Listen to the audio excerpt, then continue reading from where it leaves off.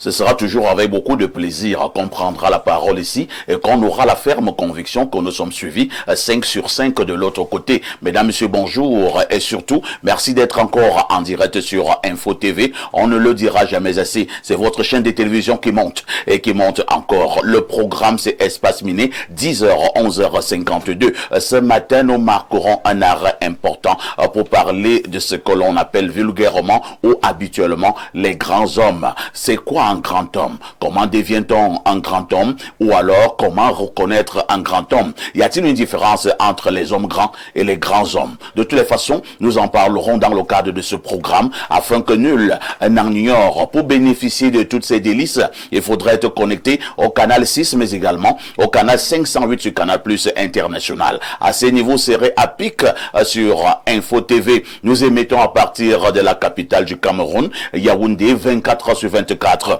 7 jours sur 7. Infiniment merci à cette grande communauté de téléspectateurs à travers le monde qui ne cesse de nous faire confiance. Sans vous, très chers téléspectateurs, nous valons tout simplement zéro. De toutes les façons, nous accueillerons également tout à l'heure la très époustouflante Claudia pour une balade informationnelle. Alain Douk a pris place pour la dénonciation du jour. Professeur Novice, bonjour. Bonjour, monsieur Parfa ici, bonjour aux co-panélistes et bonjour à ces millions de téléspectateurs qui nous font plaisir ce matin. Comment tu vas? Je vais très bien, je vais très bien. Et l'université? Pour le moment, nous sommes en début de cours. On est en début de cours. Ça se passe plutôt calmement. Ça va doucement. Ça va doucement. Ouais. Professeur Noubissi, vous l'avez donc constaté, il est enseignant d'université, il est psychosociologue. Son apport et son expertise seront tout simplement précieux dans le cadre de ce programme. Bertrand Tchunkan, bonjour.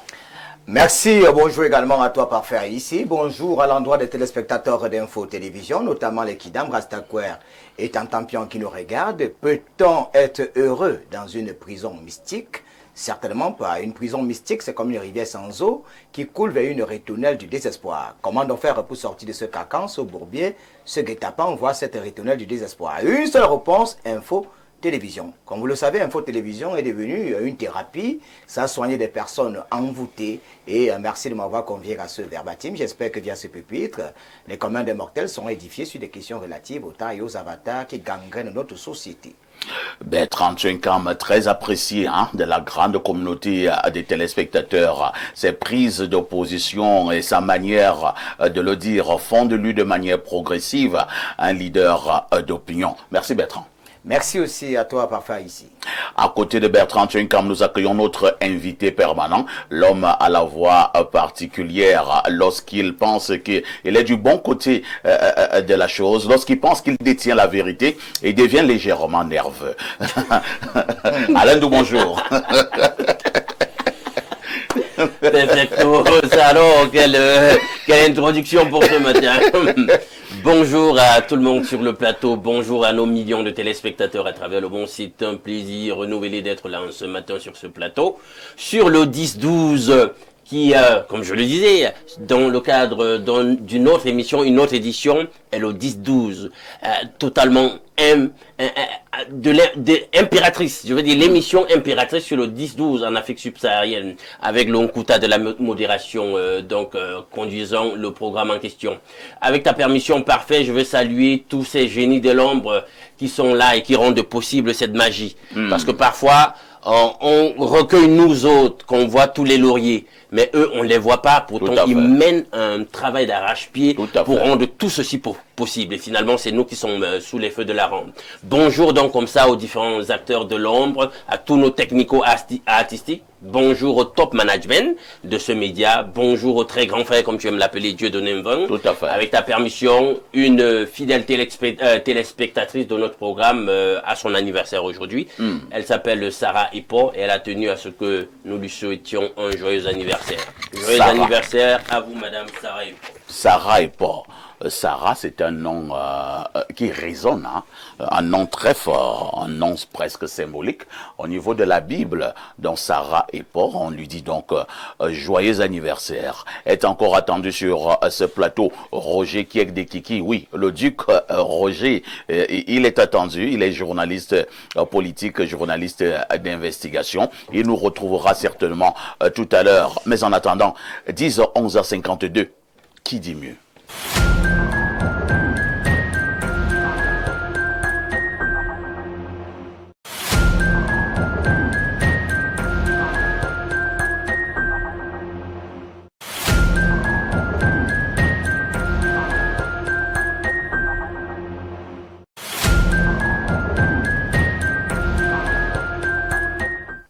Claudia Antia, bonjour. Bonjour, Parfait ici, bonjour à tous nos téléspectateurs qu'on retrouve ce matin, c'est un plaisir. Une femme en veste, ça ne se voit pas tous les jours. Hein. Ah bon? C'est un veston. Oui, c'est un veston, on va le dire comme ça, c'est un veston. Une femme en veste, elle a des allures d'un homme. Oh non, parfait, quand même pas jusque-là. Après, bon, c'est le vestimentaire, il faut tout essayer. Et vous savez que le contexte est aidant. On commence à faire attention. Hein. Tu sais, par moment, l'habillement peut trahir ce que nous sommes à l'intérieur. C'est pour dire quoi, concrètement? Et même cette coiffure presque tendue ce matin, accompagnée d'un veston. Quand elle fait l'amour, elle est mettre au-dessus. Vous êtes souvent là quand elle fait l'amour? Je ne sais pas. Elle est dominatrice. Hein? Elle est dominatrice. J'ai peur de ce look de ce matin. Non, mais arrêtez quand même. C'est une communication. Hein? C'est vrai Alors, que... tout est en veste, M. Bertrand est en veste, alors où est le problème? C'est vrai que, Claudia, il y a une amie, hein, il y a une dizaine d'années, qui m'avait raconté une histoire drôle. Elle tombe sur un blanc, sur les réseaux sociaux. Oui. Et le blanc était au Cameroun. Et le blanc, quand il parle au niveau des réseaux sociaux, le blanc lui dit, il aime les dominatrices. Bon, j'avoue que je comprenais pas ce que ça voulait dire il y a 10 ans. C'est quoi dominatrice? Bon, entre-temps, bon, la fille en question, elle s'y connaissait. Elle dit bien, elle garantit au blanc que non, elle est dominatrice. Le blanc, est-ce que tu es sûr que tu es dominatrice? Elle dit au blanc que je vous dis que je suis dominatrice. Alors, lorsqu'ils se rencontrent dans le premier jour, le blanc vient dans un café. Il salue la jeune fille. Ils se font des bises, ils saluent la jeune fille. Le blanc s'assoit, la fille s'assoit. Le café vient, un peu de nourriture, jusqu'à les causes. Il regarde la fille. Le blanc voit aucune réaction. Il regarde la fille. Il dit, mais tu as dit que tu étais dominatrice. La fille dit, bien sûr. Il dit, mais je me serais attendu que quand je suis arrivé, tu me donnes une belle gifle.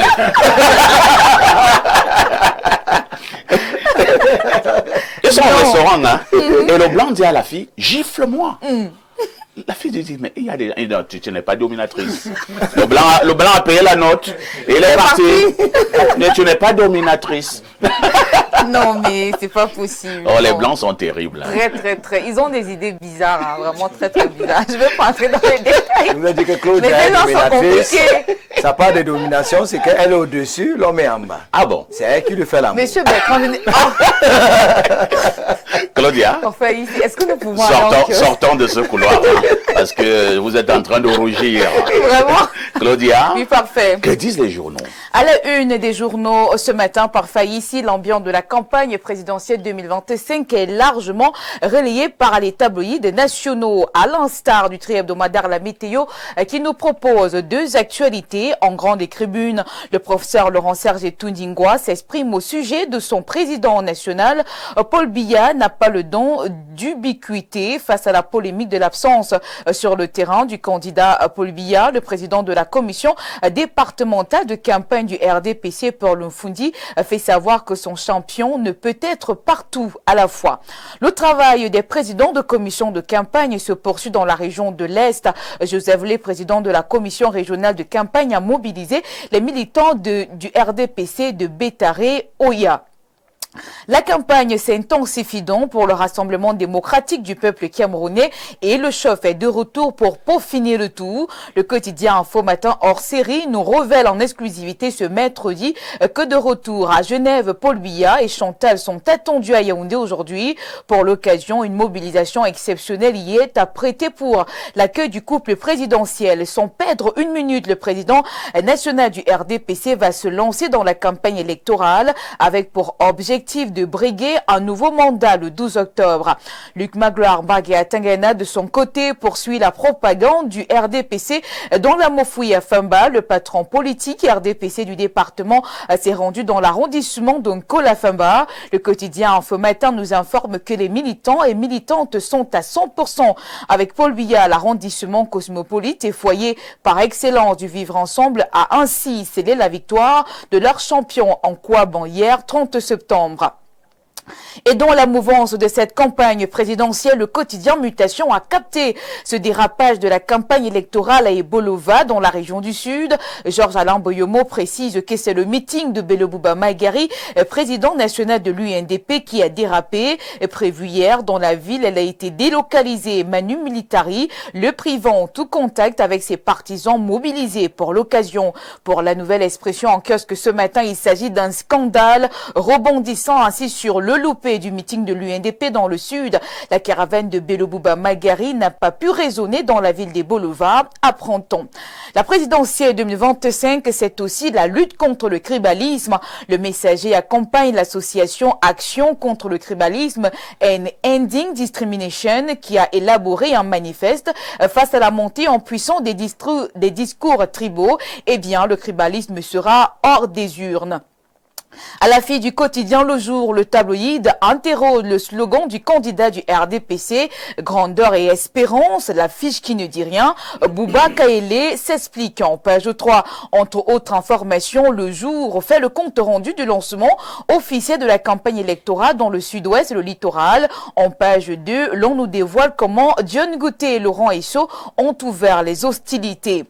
Quel candidat le collectif des plateformes soutient-il? Le Renard Info nous apprend que le CPF 2025 valide le candidat Paul Biya, porté par le docteur David Eboutou. Le collectif appelle à une transition politique refondatrice pour consolider la République. Le climat social est serein à l'aube du scrutin du 12 octobre et dans son édition du jour, Emmanuel Mbogmatip présente ses élites infatigables camerounaises qui donnent l'espoir et la joie au bas peuple. Chaque visage porte un nom à l'affiche du jour. À retenir également dans cette revue de presse cette information qui vient du Mayo Sava.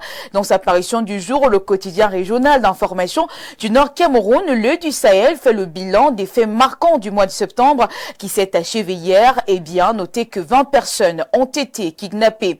Je clôture ma tournée en kiosque avec le quotidien à Capitaux Public Cameroun Tribune. Marie-Claire Nana marque un arrêt sur les infrastructures modernes à Yaoundé. Plus haut, plus loin, peut-on lire en vitrine. La lecture sur cette actualité débute en page 2 et se poursuit justement plus loin en page 5 par Faïssi. Merci Claudia pour toutes ces informations fraîches parues donc en kiosque au Cameroun. Il ne me reste qu'à te souhaiter une bonne journée de mercredi. Bonne journée à vous également par Faïssi et surtout bonne suite d'émission. À demain 10h. À demain 10h. N'oublie jamais le conseil Claudia. Petite Claudia, tout ce qui brille n'est pas or ma petite. Tu n'es pas une dominatrice. Calmons donc nos nez. Merci beaucoup. Nous marquons une autre touche pour ce qui s'impose d'ailleurs.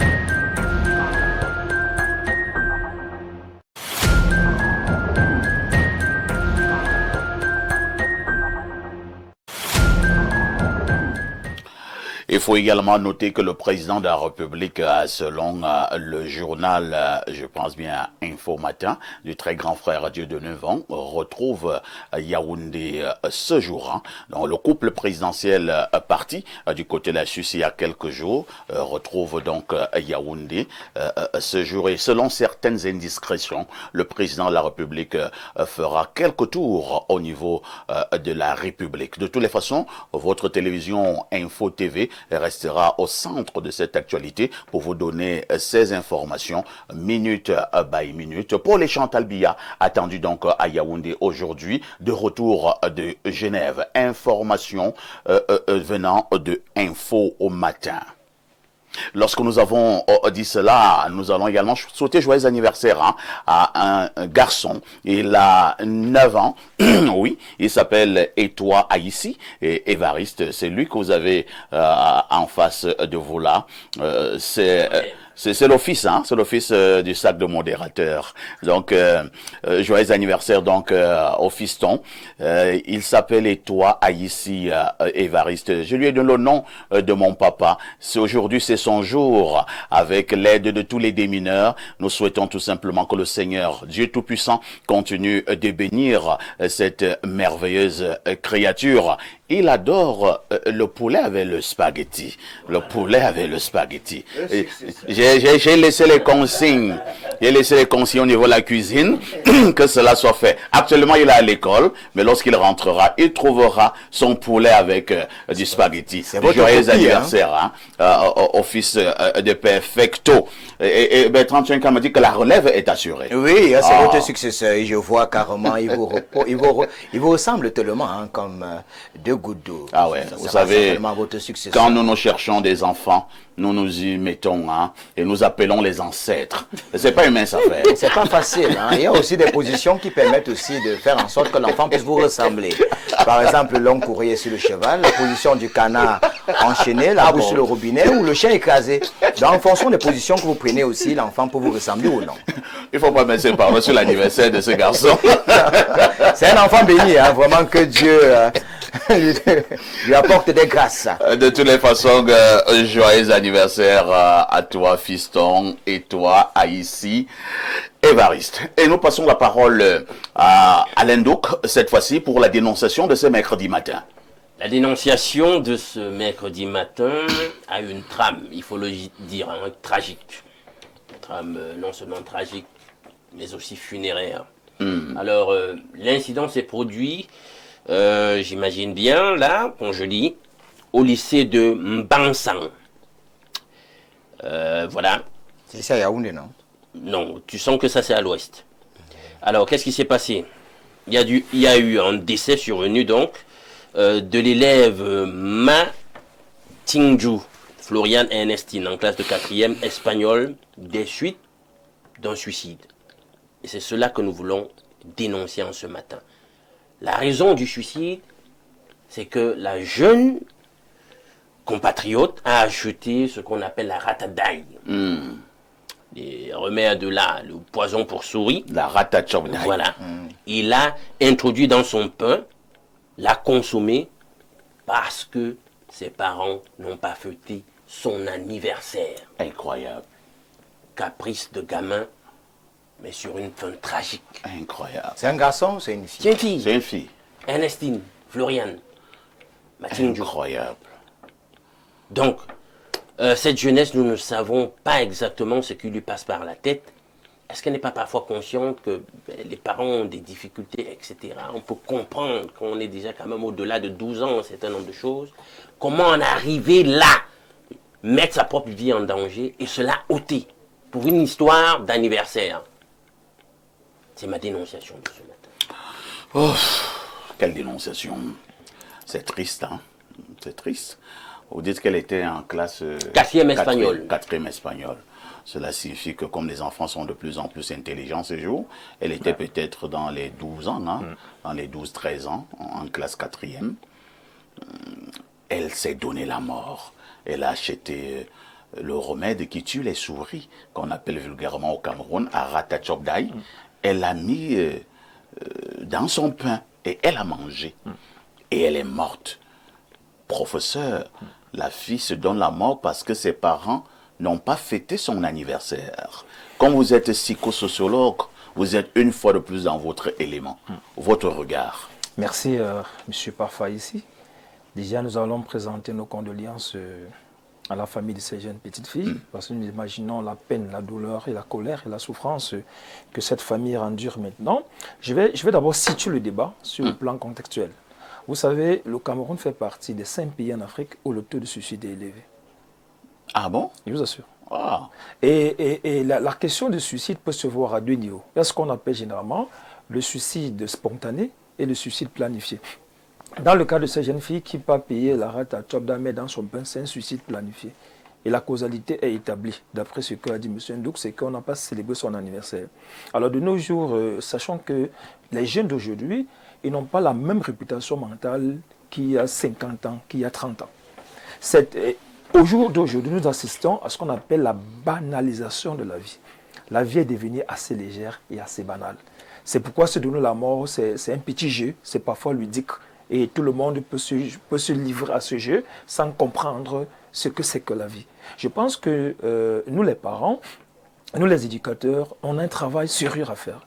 Celui de redonner à la vie ses lettres de noblesse, c'est-à-dire que les gens comprennent encore ce que c'est que la vie.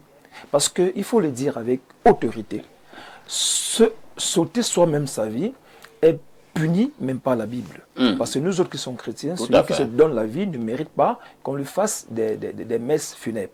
Ça montre que même le Créateur s'y est opposé. Alors nous devons restructurer ce débat déjà à l'adolescence. C'est une petite fille adolescente. Nous savons que l'adolescence, c'est la période pendant laquelle on a tellement des idées, on a tellement de rêves, on a tellement de pression, on a tellement d'ambition, on a tellement d'opportunités et de facilités. Et parfois, pour le cas de cette jeune fille, elle a peut-être pris son anniversaire comme un moment important pour elle. Mais elle n'a pas compris le contexte dans lequel nous vivons, parce que les questions d'anniversaire, on a été surpris par ces questions. Tout à fait. Ce n'est que ces 10, ces 20 dernières années qu'anniversaire cette affaire a pris de l'ampleur. Il faut tellement fêter. Il faut vraiment fêter et aussi réaliser ces sensations, réaliser ces émotions, réaliser ses envies, réaliser ses désirs. Alors à l'adolescence, entre 12 et 14 ans, surtout chez la jeune fille, avec tout ce qui se passe au niveau hormonal, ça peut donc amener la petite fille à ne pas comprendre l'impact des actes qu'elle pose.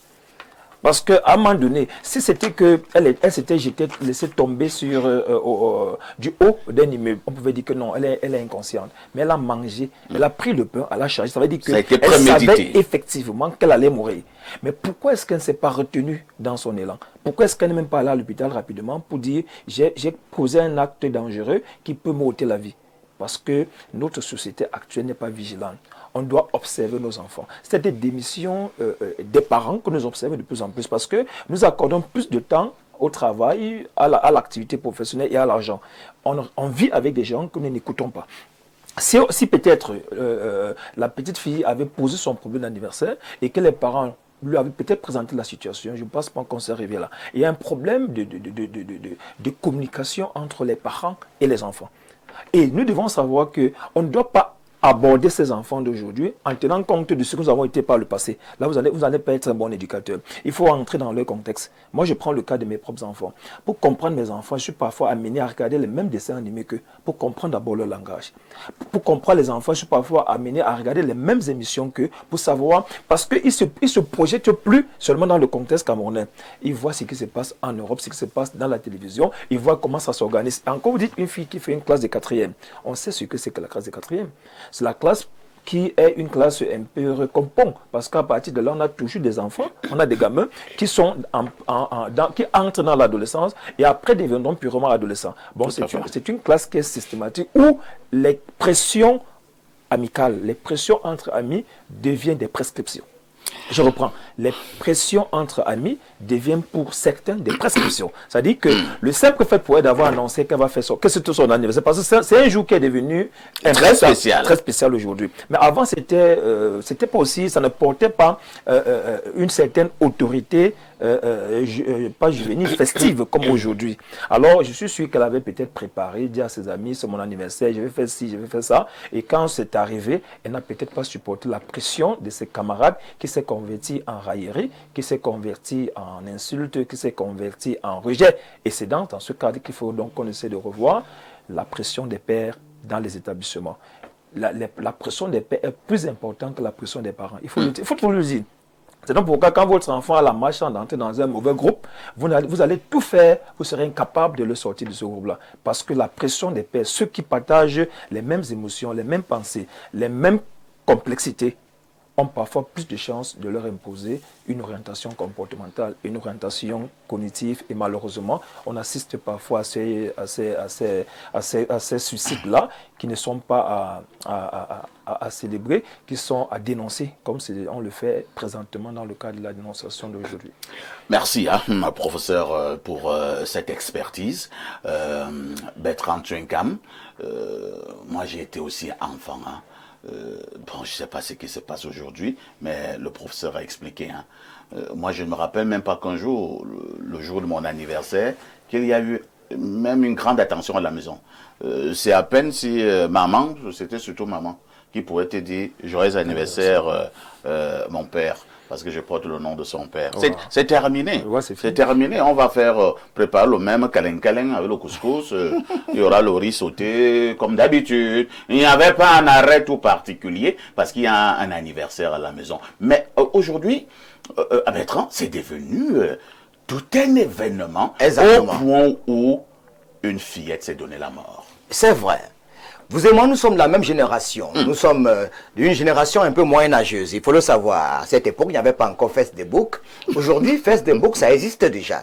Il faut savoir que le Cameroun, aujourd'hui, fait partie des pays où le taux de suicide est revu à la hausse. C'est-à-dire les 5 pays, parce que d'après les dernières statistiques de l'OMS, le Cameroun fait partie des 5 pays où le taux de suicide est revu à la hausse. C'est-à-dire sur la planète Terre, on a 193 pays. Le Cameroun fait partie des 5 pays où les individus passent des vies à trépas via le suicide. Vous imaginez un peu ça? Tout ceci à cause du mal-vivre grandissant. Nos chaînes de pensée sont polluées. Et notre pays est meurtri à cause des valeurs morales qui sont bafouées, des inégalités traduites en hommes et les comportements à la fois immoraux et amoraux. Et comme le feu philosophe le disait encore à son temps, nous sommes dans un environnement où les écarts sont normalisés, énormes, écartés. Dans ce pays de peine, de guerre et de guerre, nous avons des phénomènes paranormaux qui ont le vent en poupe et qui nécessitent une attention particulière. Voilà encore une autre situation d'éternel recommencement qui a le vent en poupe. Voilà une autre situation macabre, fracassante, unique et cynique qui accable nos enfants, faut-il le rappeler. Il y a un sociologue français au nom de Jacques Ziegler qui avait déjà commis l'ouvrage intitulé L'Empire de la honte. C'est une forme de communication, je vais le dire en tant que journaliste, c'est une communication. Que voulons-nous pour nos enfants? Le système éducatif camerounais est qu'à niveau, un système qui ne promeut pas l'excellence. Le mot n'est pas fort? Oui, je dis qu'à niveau, pourquoi? Parce que moi-même, j'étais dans ce système, il faut le rappeler. Ce système ne respecte pas nos réalités socio-anthropologiques, où il faudrait apprendre aux enfants les expressions telles que le linguiste, l'homosexualité, les histoires à la con. Alors, quand vous prenez un peu notre système éducatif, vous avez lu Fanfanon, La bourgeoisie inutile et L'Empire de la honte, peau noire, masque blanc. Alors, quand vous prenez notre système éducatif, est-ce qu'on est formé pour être africain? Non, nous sommes formés pour être européens. On nous enseigne pas l'histoire du Cameroun, on nous apprend l'histoire de la France, la prise de la Bastille. Alors voilà un enfant de 4e qui aujourd'hui, à cause de Facebook, WhatsApp, parce qu'aujourd'hui, les parents malheureusement donnent les téléphones portables à leurs enfants. Les enfants sont cultivés par Internet, par les Facebook. Les enfants sont à l'école occidentale. En Occident, on se suicide tout le temps. Est-ce qu'en Afrique, on avait la culture du suicide? J'ai dit non. Vous et moi, nous sommes de la même génération. Il y a de cela longtemps. Moi, je mangeais par exemple le riz et le maquereau le jour de Noël. Parce qu'on était là, on n'était pas bien. Moi, aujourd'hui, les enfants réclament tout. Même le 14 février n'avait pas la même symbolique qu'aujourd'hui. Ouais. Mais à cause de ces histoires de Facebook, à cause de ces histoires du système éducatif qui est pensé par la Banque mondiale, pensé par les Occidentaux, parce que si tu ne marches pas comme eux, alors tu n'auras pas quelques prébandes. Aujourd'hui, on vous dit APC, demain ADC, après-demain AEC. À un moment, on se retrouve dans une forme de puberté, c'est-à-dire, que voulons-nous pour nos enfants? Dans un pays sérieux, le premier ministre chef du gouvernement, ou le président de la République, ou alors madame la ministre des Affaires sociales, ou madame la ministre de la famille, et machin, devrait aller de ce côté pour voir de quoi il est question. On devrait même carrément faire toute une réunion, des conférences pour réfléchir. Vous, par exemple, papa, ici, votre fils est en train de faire son anniversaire, votre héritier, vous avez quand même décidé de lui faire un poulet, c'est qu'il aime. Oui. Pourquoi est-ce que les parents ne peuvent pas aussi s'appuyer aux enfants, comprendre que Nous qui avons grandi dans les villages où on se torchait avec les feuilles de macabo, des gros villageois, les choses ont changé. Aujourd'hui, les enfants sont de plus en plus exigeants. Il y a même des enfants aujourd'hui, ton propre fils, tu lui dis, va me caser au couscous, tu dis que tu me donnes combien? Alors le poisson pourrit par la tête. Si les gens sont corrompus au sommet de l'État, vous voulez que les enfants soient comment? Nous avons des enfants, puisqu'on dit, on reconnaîtra l'arbre par le fruit. Un mauvais arbre ne peut pas donner un bon fruit. Donc pour moi, c'est une communication. Saisissons-nous de cette communication pour se poser des bonnes questions. Quel système éducatif sied à nos enfants? Il y a des pays comme la Corée du Nord où Internet n'est pas accessible à tout le monde. On ne vous donne pas n'importe quoi. Aujourd'hui, on a des chaînes de télévision, je ne vais pas citer ces chaînes ici, où des individus regardent à n'en point fini, où l'homosexualité prend des proportions inquiétantes, mais nous regardons. C'est pas bien du tout. Je félicite déjà nos chaînes locales où les novelas ne passent plus. Remarquez un peu dans les novelas. On fait tout et tout pour faire la promotion de l'homosexualité. Un homme qui aime un homme et il a un bon rôle. On fait tout et tout pour que vous ayez de la compassion pour lui. C'est pour détruire nos chaînes de pensée, pour nous zombifier, pour que plus tard, dans une perspective futuriste, que vous soyez tolérants envers ce genre de choses. Et on va se retrouver avec les LGBT+ dans notre pays. Vous avez remarqué au Cameroun aujourd'hui, même ici à Yaoundé, moi j'ai grandi à Essos, il y a des bars des homosexuels, ça ne dérange personne. C'est déjà comme si c'était déjà une chose normale, alors que ça ne fait pas partie de nos chaînes de pensée. C'est-à-dire, moi j'étais par exemple à Kribi, on allait en boîte de nuit, pendant qu'on dansait, quelqu'un me dit pas mal. Pas mal, c'est comment? On me dit que non, c'est comme ça ici. Donc c'est pour vous dire que le Cameroun... Alors, c'est un autre homme qui disait ça. Oui, on est dans une boîte de nuit, on danse, quelqu'un me tape pour les fesses, me dit pas mal. Mais je lui donne un coup de poing. Ça peut comme dire, vous ne saviez pas, hein? Mais ici c'est comme ça. Donc ouais, si on s'amuse, on va perdre nos réalités. Parce que les irrégularités deviennent forcément des normes. On est dans une société qui devient de plus en plus malade. Le chef de l'État, son Excellence Paul Biya, à un certain moment, je me rappelle, on lui posait la question sur l'homosexuel, il a dit, c'est un machin. Comme vous dites que lui, il est contre ça. Cette chose-là. Cette chose-là.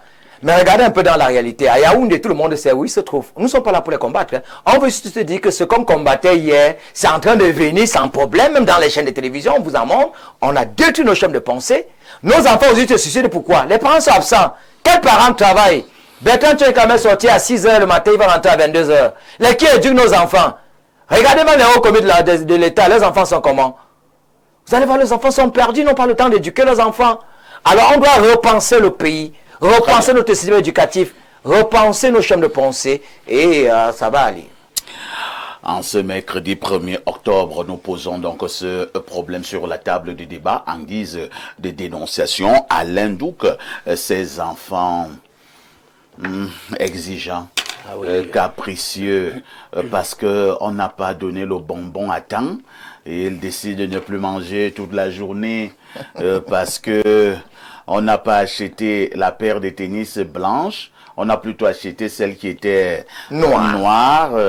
Ils décident de ne plus étudier, ainsi de suite, ainsi de suite. La faute à qui finalement? À ces enfants, à la modernité, à ces enfants, à ces parents qui ont abandonné, ou alors de manière globale aux éducateurs qui ont échoué. Parfait, les suicides c'est 1% des décès à travers le monde en 2024. Moi j'ai un problème avec cette espèce de mini-institution, les anniversaires. Et ça a commencé à avoir beaucoup trop d'importance. Oui. Les gens en font même tout un commerce. À peine tu dis bonjour à une fille là, 2 jours après, c'est déjà son anniversaire. Elle te dit, j'aime mon anniv. C'est mon anniv. J'aime mon anniv. Et elle te parle même. Hein. On connaît ce qui doit suivre. J'ai changé mon téléphone, c'est ça qu'elle t'appelle plus depuis. Voilà. Si tu ne fais pas un bon cadeau pour l'anniv, ah non, tu n'es pas un gars crédible. Il y a ce chantage autour de cette mini-institution qui devient de plus en plus obèse dans nos réalités et j'en viens à me demander pourquoi. Je tiens à vous dire, j'ai souvent du mal, c'est dans certaines conversations, j'ai même souvent du mal à le dire parce que vraiment tu vas être considéré comme, je sais pas moi quoi, quelqu'un qui a été téléporté d'une autre dimension pour te retrouver dans nos réalités. Nous avons Anton Szandor Ławi. Anton Szandor Ławi. C'est lui le créateur de l'église de Satan. Je suis passé une fois sur une publication relative à l'anniversaire et la réflexion que lui il a fait sur l'institution en question. Il dit que c'est une institution, une festivité en réalité, qui permettent de se remettre soi-même, son ego, au centre des préoccupations. C'est une espèce d'exaltation, de culte de soi-même. Et elle dit que lorsqu'on compte dans l'économie satanique des festivités, le nombre des festivités qui sont véritablement à encourager, parce que ça honore le prince de ce monde, ça honore Lucifer, au nombre de ces festivités, parfait, tu seras surpris. Et à l'anniversaire? Il met l'anniversaire, il compte l'anniversaire. Incroyable. En tout cas, il n'y aura pas l'anniversaire de mon Ça m'a totalement retourné. Parfait. Incroyable. Je n'évoque jamais la question de mon anniversaire. Je ne fête jamais mon anniversaire. Si quelqu'un se rappelle et me dit joyeux anniversaire, je dis tant mieux. Ok. Mais. Le mien, c'est exactement dans un mois. Voilà. Donc, quand j'ai lu ce que le créateur de l'église de Satan dit à ce sujet, j'ai commencé à regarder cette affaire d'une autre façon. Bien maintenant, revenons à tes questionnements. Mais c'est la faute aux éducateurs. Vous savez, aux parents, il y a un laisser-aller, un pis-aller qu'on observe de la part des éducateurs, des parents. Parce que justement, nous avons orienté nos façons de faire dans les directions du vent mondialiste. Il y a une espèce de tendance à la conformisation de tout le monde. Une nouvelle culture qui doit s'imposer à l'échelle du monde à tous. C'est de ça qu'il est question. On a donc, comme mes deux prédécesseurs l'ont dit, une néoculture où en fait, ce n'est pas l'enfant qui est le précepteur, je veux dire le parent qui est le précepteur, il dit à l'enfant, voici les préceptes, et je te les inculque, monsieur, tu marches comme j'ai dit. On a l'impression que maintenant, le parent devient le suiveur de l'enfant. Il se soumet à ses caprices. C'est comme si c'est maintenant l'enfant, hein, comme diraient certains, the children is bossing the parent. L'enfant devient le patron du parent. Écoutez, on en est arrivé là comment? En tout cas, africanement parlant, c'est pas possible, nous le savons bien. Chez nous, on sait que l'autorité parentale vient immédiatement après celle de la divinité. Comment se fait-il qu'on a des parents maintenant qui se laissent aller à tout genre de caprices de l'enfant? C'est sûr que, habituellement, elle a eu des festivités autour de son anniversaire, voilà, et peut-être qu'en rapport avec les difficultés du moment, les parents sont en but à des difficultés financières. Ils lui ont dit certainement, écoute, Ernestine, pour cette fois, ça va pas se passer comme ça. Il n'y a rien. Laisse d'abord la fête de l'année prochaine. Voilà, il y a plus urgent. On doit payer, par exemple, la pension de ton petit frère. Voilà, ou la tienne même. Voilà. Hein? Et elle ne l'entend pas de cette oreille. C'est l'impératrice. C'est un crime de lèse-majesté. J'ai mon anniversaire, vous voulez traiter d'autres sujets pendant que moi, j'aime mon anniversaire. On va me regarder comment? Surtout que la semaine dernière, j'étais à l'anniversaire de ma camarade. J'étais à l'anniversaire d'Ivana. J'étais à l'anniversaire d'Estelle. Papa, l'anniversaire de Maëva de l'an passé. Je voulais que... Comme Maëva a fait son anniversaire de ouf, il faut absolument que le parent ou les parents d'Ernestine, cette fois, fassent le même genre d'anniversaire, même si la conjoncture ne permet pas sur le moment. Et voilà comment Ernestine décide que, ben voilà, elle va prendre la ratataille. Et justement, dans nos bulletins d'information, parfois on relaie ce type d'incident où les gens en sont arrivés à la banalisation de la vie. Sur un rien, on est énervé, un coup de sang, on va prendre tel poison pour l'ingurgiter, etc. Mais parfait. Je sors par là pour dire qu'en réalité, prenons conscience aussi, à travers la statistique des suicides, qu'il y a au niveau mondial une poussée de désespérance. Très bien. Les peuples sont mal. Les peuples suffoquent. Les gens n'en peuvent plus. Ils ne sont pas contents de vivre le monde dans lequel nous vivons. À plusieurs niveaux, les gens sont abyssalement frustrés et sont répugnés. Ils se disent à un certain moment, autant même ne plus être là. Dis-moi cette vie, même n'importe quoi. Si je dois être, autant souffrir, autant passer par tous ces chemins du combattant que j'endure au quotidien, autant être déchiré émotionnellement. Mais la mort à ce moment-là apparaît comme un repos parfait. Merci. Hein. Et il y a les autres panélistes qui veulent encore reprendre la parole, hein, compte tenu de l'importance du sujet. Je commence par Bertrand. Hein. Oui, moi j'ai remarqué une chose, les maîtresses aujourd'hui volent carrément le goûter des enfants. C'est-à-dire vous donnez carrément un truc à votre enfant, la maîtresse vole. Et dans les écoles privées aujourd'hui, il y a un truc qui se passe maintenant.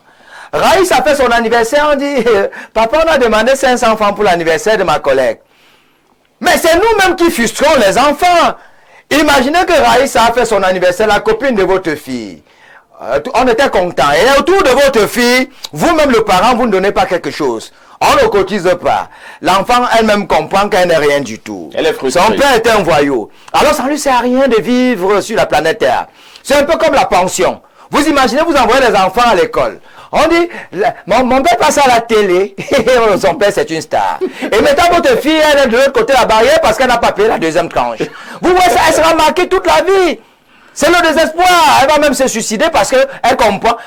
Moi, je voudrais attirer l'attention des parents. Faites pas l'erreur d'être célèbre comme Bertrand Tchenkam et que votre enfant soit hors de la barrière. Ouais. Ça marque l'enfant toute sa vie. C'est-à-dire quand vous n'avez pas payé vous allez même payer après. Mais ça ne va pas changer le fait que l'enfant était hors de la clôture. C'est-à-dire on a compris l'enfant que ton père est un délinquant, va de l'autre côté. Et l'enfant reste, comprend que les autres sont bien au paradis. Elle est en enfer. Vous allez lui dire quoi? Non, mais parfait. Il faut qu'on fasse attention avec ce que Bertrand est en train de faire parce que nous, d'une certaine génération, on a connu toute espèce de frustration et on en arrivait pas à de tels extrêmes. Parce que vous savez combien de fois nous on nous a foutus dehors pour une pension qui n'est pas payée. Hein? Non, attends. Moi j'ai fait l'école publique, c'est-à-dire je n'ai jamais fait le privé. J'ai fait la maternelle publique, le primaire public, l'université publique. Même en travaillant, je suis encore dans le public. Pour dire que si tu n'as pas de moyens, va au privé, va au public, là on paye 3500, parce que c'est même gratuit. Ce qu'il faut inculquer aux enfants, Bertrand, c'est une mentalité d'acier. Il faut même la dictature. J'étais content de ton intervention tout à l'heure quand tu disais qu'il faut qu'on se repense, on se réinvente, parce qu'il faut une nation forte. Et une nation forte repose sur des hommes forts. Non, des enfants qu'on éduque pour mais je veux un mental d'acier. Je vais chuter quelqu'un que parce qu'on ne lui a pas donné un morceau de poulet qu'il attendait à table le jour-là, il est mécontent. Je vais chuter sans me renverser. Je demande juste aux parents, si tu as décidé de mettre ton enfant là où on paye 150 000, assume. Parce que c'est nous-mêmes qui faisons que les enfants soient frustrés. Moi, j'ai grandi dans la dictature. Moi, j'étais en Konsamba, hein, parce que en Konsamba, ils sont nombreux qui me regardent. Est-ce que vous savez que ma maman, par exemple, quand je commettais, par exemple, une faute au lycée bilingue de Konsamba, ma maman, elle venait, le lundi, elle a levé des couleurs. Parce que ma mère, elle a fait le judo, elle est très forte. C'est-à-dire, elle arrive, hein, quand vous êtes là, vous avez votre petite copine qui est là. C'est là où on vous appelle, vous voyez là. C'est là où elle vous boxe publiquement. Oui, elle vous boxe publiquement. Et vous rappelle qu'on bastonnait jusqu'en terminale. Ce qui n'est pas le cas aujourd'hui. Très bien. On va repasser la parole au psychosociologue. Hein. Merci beaucoup, Monsieur Parfait, pour cette parole que vous m'accordez. Juste pour, comme c'est une émission à caractère aussi éducatif, il est important de dire aux gens que nous sommes dans un monde extrêmement dangereux. Chacun devrait pouvoir se préparer à résister aux pressions de la vie qui aujourd'hui sont devenues une grande charge mentale pour les uns et pour les autres. Parce que j'ai fait toute une conférence sur les questions de suicide. C'est pas seulement cette petite fille-là. Je me demande dans les cas de suicide, les jeunes sont moins exposés. C'est les personnes entre 20 et 35 ans ou 40 ans. Bon, ce sont des cas peut-être exceptionnels. Mais là, compte tenu de la pression sociale, on peut voir ces cas se multiplier. Mais j'aimerais que chacun d'entre nous puisse déjà vivre en se préparant, en s'armant contre les pratiques suicidaires. Pourquoi? Parce que le monde dans lequel nous sommes ne nous donnera jamais ce que nous attendons de lui. Si on vous dit ceux qui pratiquent le suicide dans le monde naturel là-dessus, les statistiques sont claires. Peut-être je ne suis pas d'accord avec ce que... Il a peut-être fait une petite confusion avec ce que M. Bertrand a dit. Le Cameroun n'est pas parmi les 5 pays dans le monde entier. Mais par contre, il est parmi les 5 en Afrique. Moi, je pense qu'il est 25e entre 26e. On peut dire ceci. Alors, les gens qui pratiquent parfois le suicide, c'est des personnes qui sont suffisamment bien nantis. Moi, je prends le cas en France. Entre janvier 2023 et juin 2023, 66 policiers s'étaient donné la mort. Incroyable.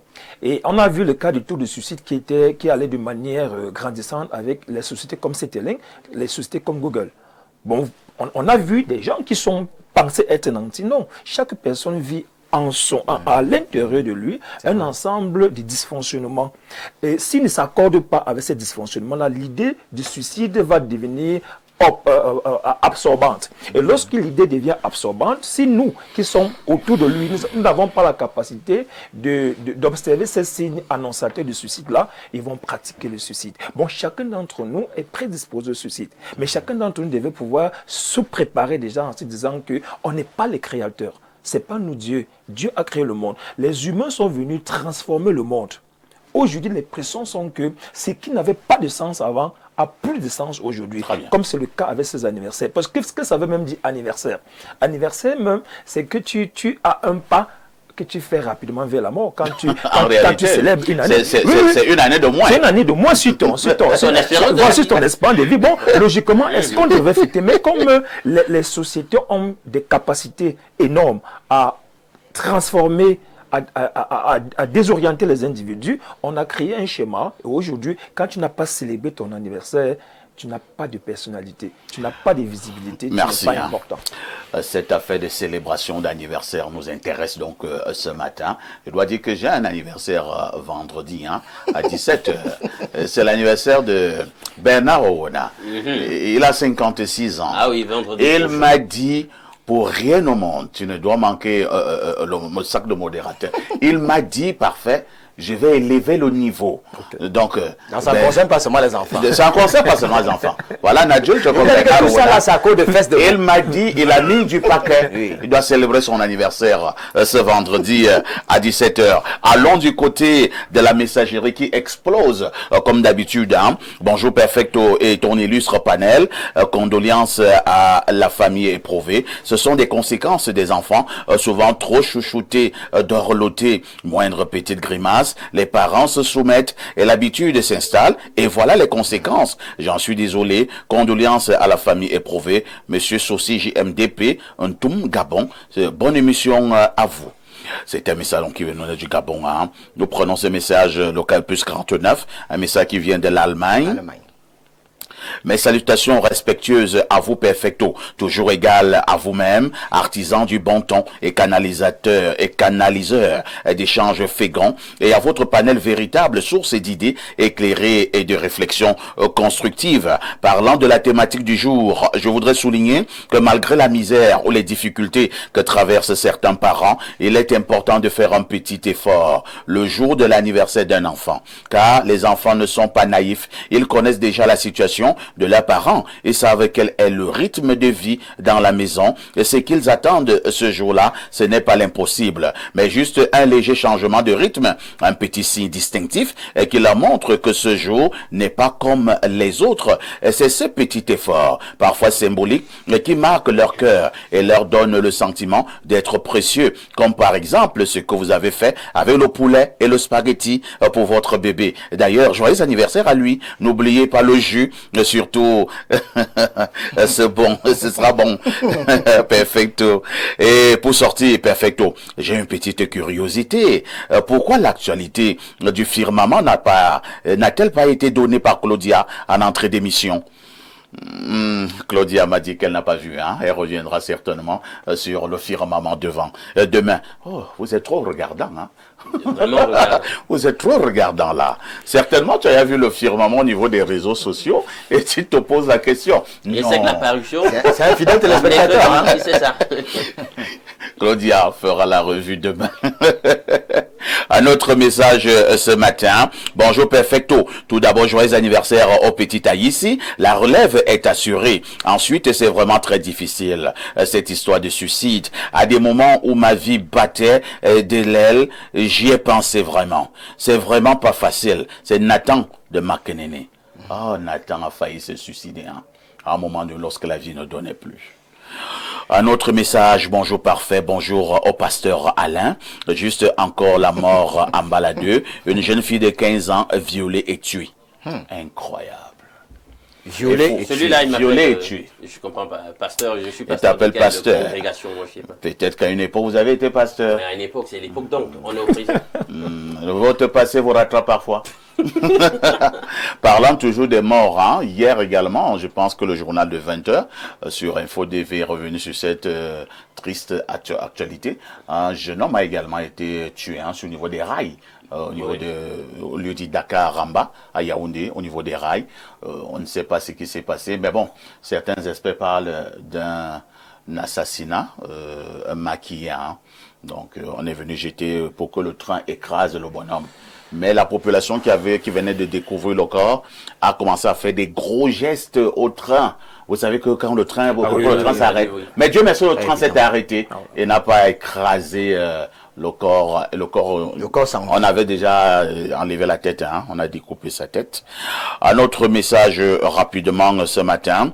Bonjour chers voisins, condoléances renouvelées à la famille de Moussa. Perfecte, l'affaire d'anniversaire d'un enfant se transforme souvent à une fête d'adulte où l'enfant est témoin de tout type de débordement. Moi j'ai un ami qui pendant 6 mois ne m'a pas adressé la parole parce que n'ayant pas été convié à l'anniversaire de ma fille. Et j'ai fait un constat, des enfants capricieux avec cette affaire d'anniversaire portent toujours les noms comme Ivana, Vanessa, Junior, Dylan. Mais il faut qu'ils comprennent que nous sommes à l'époque de Facebook. Pourtant, pour ceux qui s'appellent Petit Papa, Basile, Dagobert, ne sont pas capricieux. C'est Saïd DiCaprio depuis Garoua. Ça faisait longtemps, hein, Saïd DiCaprio. Vous étiez pourtant l'un des fidèles téléspectateurs. Alors, nous avons...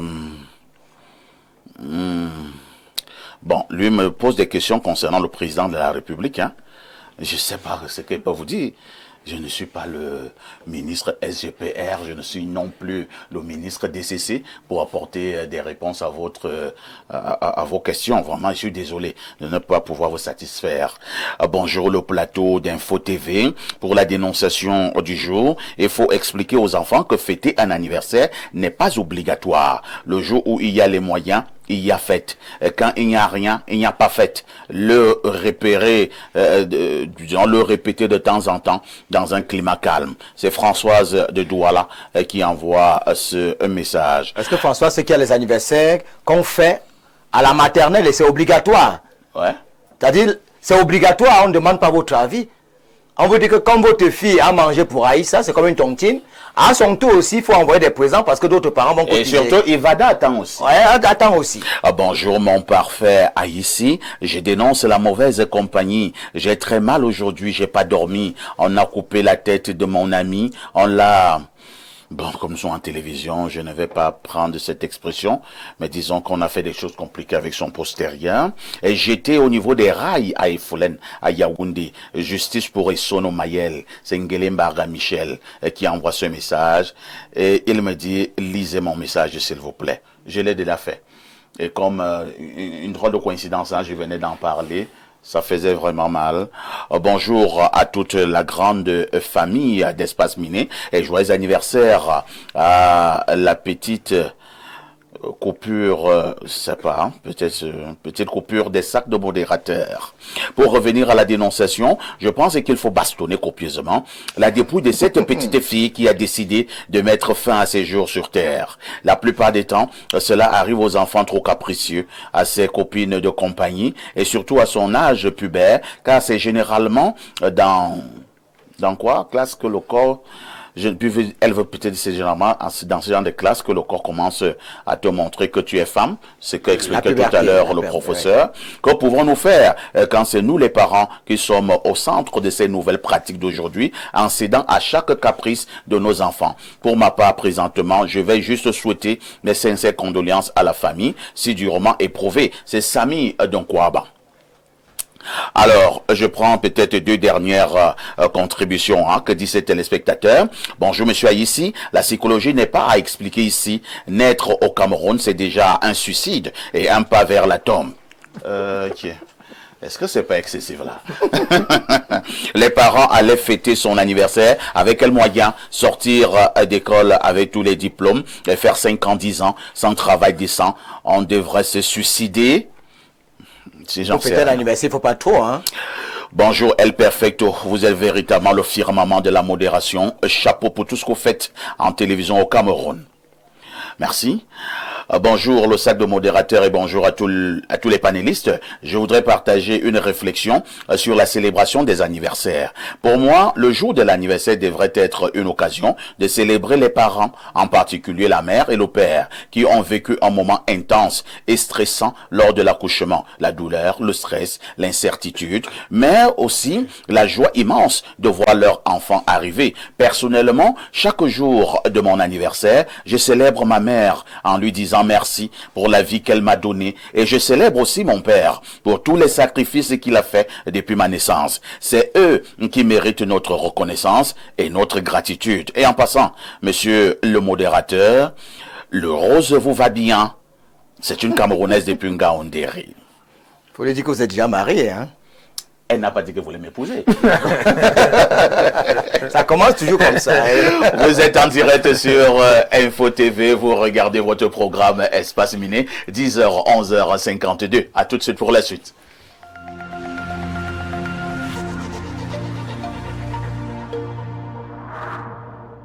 Vous désirez un enseignement de qualité pour une brillante carrière professionnelle? L'Institut universitaire de l'excellence d'Afrique centrale, agréé par le MINSUP, vous ouvre ses portes après Carrefour Hawaii sur la route d'un fou. Avec un cadre ultramoderne, les enseignants chevronnés, les infrastructures de pointe, un dortoir et des bus pour étudiants, bénéficiez des programmes théoriques et pratiques innovants en sciences de la santé dans les métiers du droit, commerce, gestion, management, finance, ainsi que les technologies de l'information et de la communication et bien d'autres. N'hésitez plus. Rejoignez la communauté d'excellence en vous inscrivant en cycle BTS, licence, master dans nos différentes filières et devenez des leaders de demain. Choisir l'Institut universitaire d'excellence d'Afrique centrale, c'est choisir l'excellence dans la formation pour un métier de référence. Infoline 695 86 17 86 674 94 71 49. Depuis plus de 20 ans, Downstream Consulting SA est le partenaire stratégique de référence dans le secteur pétrolier aval au Cameroun et en Afrique centrale. Protection de l'environnement, études d'impact et audits environnementaux, gestion des risques industriels, gestion en mandat des stations Tradex, placement temporaire du personnel. Nous garantissons la performance et la sécurité de vos projets. À travers notre centre de formation, nous préparons les professionnels de demain au métier du pétrole, de la sécurité au travail et de la gestion des stations-service. Downstream Consulting SA, c'est aussi la mise à disposition de personnel qualifié, gage de performance pour les entreprises nationales et régionales. Downstream Consulting SA, des solutions d'intelligence au service de votre... Venez par curiosité, vous allez rester par conviction en fait.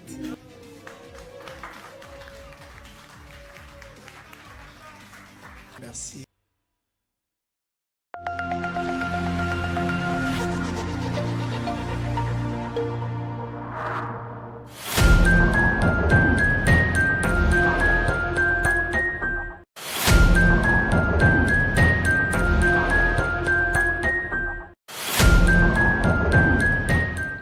Jean Patiente, là, bonjour. Bonjour Parfait ici, bonjour à tous vos invités, à tous les téléspectateurs. Ça faisait un moment où vous n'étiez plus venu dire bonjour par ici. Hein? Ouais, ben, je suis toujours avec vous, hein. Je ne peux jamais lâcher Espace Miné, ni vous, le sac de modérateur. Impossible de vous échapper. Donc je suis là encore ce mercredi pour parler de l'Institut universitaire Bissaï. Tout à fait, vous parlez de l'Institut universitaire Bissaï. Il faut également dire qu'il y a plusieurs structures là-bas, RENAPRO Finance et ainsi de suite. Mais ce matin, c'est l'Institut universitaire Bissaï qui nous intéresse. À quand la rentrée académique de cet institut? Excellente question, parce que c'est ce qui préoccupe les uns les autres. Quand est-ce qu'on repart à l'école, là-bas, à l'Institut universitaire Bissaï?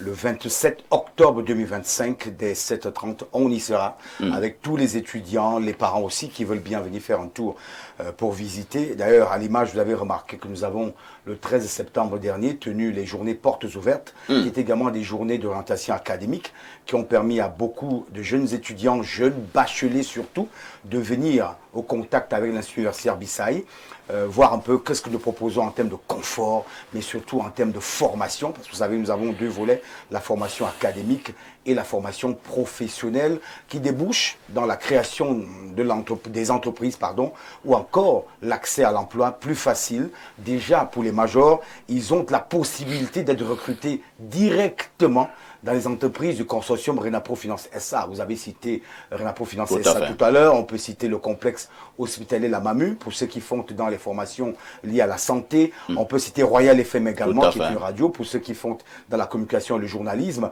On peut citer Sokaji, pour ceux qui s'intéressent aux questions immobilières. Bref, il y a un ensemble de formations à la carte proposées à la jeunesse camerounaise, avec 20% de théorie, 80% de pratique. C'est très important à souligner. Maintenant, vous savez que nous venons souvent ici parler de la MASSO. Tout à fait. La MASSO. Et tous les parents de mutualistes et enfants de mutualistes bénéficient d'une réduction de 10% sur la pension. 10% de réduction sur la pension pour tous ceux qui sont parents de mutualistes et enfants de mutualistes. Donc voilà un peu le package qui est proposé par l'Institut universitaire Bissaï. Le 27 octobre, nous attendons tous les étudiants pour la rentrée. Mais au moment où nous parlons, les inscriptions sont en cours, donc rendez-vous là-bas, au lieu du garage 2 chevaux, juste après le mur attenant de la garde présidentielle. C'est là où se trouve l'Institut universitaire Bissaï. Vous allez là-bas à Yaoundé, vous vous inscrivez et vous devenez un excellent étudiant, mais surtout quelqu'un d'utile pour la société camerounaise et africaine. Vous savez qu'à l'IUB, nous parlons de savoir-être. Le tout n'est pas d'avoir reçu une formation, mais également il faut savoir être. C'est la formation de l'homme intégral. Oui. Pour une Afrique gagnante et plus efficace dans le cadre du développement. On ne peut pas avoir des gens bardés de diplômes pour rien, qui à la fin ne nous servent à rien. Tout à fait. Nous sommes pour le diplôme, mais des diplômes qui vous confèrent de la compétence, de l'efficacité, et que le Cameroun n'ait pu aller chercher des expertises ailleurs pour se construire. C'est bien que sur place, on ait nos jeunes qui soient capables eux-mêmes de construire leur propre pays à travers des formations comme celle offerte par l'Institut universitaire Bissaï. Jean-Patient Tiala, je m'en voudrais, lorsqu'on a fini de suivre ce bel exposé, si je ne posais pas une dernière préoccupation. Quelles innovations... Je sais que vous avez toujours un dernier trou dans la peau. Quelles innovations pour cette rentrée académique 2025-2026? Alors, la principale innovation, ce sont ces 10% déjà que j'ai cités entre-temps de réduction pour tous les enfants mutualistes et parents mutualistes, en rappelant que pour être mutualiste, c'est pas compliqué. 26 000 francs CFA sur une année MASSO et vous êtes mutualiste dès la date du 30 juin. Par exemple, ceux du 30 juin 2025, actuellement, sont des mutualistes reconnus parce qu'ils ont fini de cotiser à la date du 29 juin. Donc, il y a cette innovation-là. Il y a également que nous allons mettre un accent particulier sur les formations liées à la santé. C'est très important parce que le complexe hospitalier La Mamu, qui est situé en Kouaban à Yaoundé, qui est un hôpital de catégorie C, qui est en tout cas fameux et important en termes de plateau technique, va être utile à cette jeunesse-là et surtout à tous ceux qui sont des patients du complexe hospitalier La Mamu. Donc il y a cette innovation qui est que nous mettons un accent sur les formations en matière de santé. Il est important que nos enfants soient plus outillés dans ces domaines-là, dans les postures de aide-soignants, sages-femmes, etc., pour être utiles à la société. Très bien. Il y a également, en termes d'innovation, le retour à des formations liées à la banque et à la finance. Vous savez que Renapro Finance SA, c'est sa spécialité. Donc nous mettons également un accent dans ce secteur-là et aussi un accent dans le digital, avec des formations informatiques qui vont permettre aux jeunes de mieux être disposés à intégrer le monde actuel, qui est un monde virtuel, mais qu'il faut maîtriser. Voilà. Merci Jean-Patient Tiala pour toutes ces informations précieuses données ce matin. Une seule adresse donc, l'Institut universitaire Bissaï. Il y a un contact téléphonique. Oui, contact téléphonique. Voilà. Appelez le 6 90 oui. 20 38 07. On peut reprendre 6 90 20 38 07. On peut reprendre 6 90 20 38 07. Voilà. Jean-Patient Tiala, à très prochainement sur cette même antenne. À bientôt, à mercredi prochain. À tout de suite pour la suite.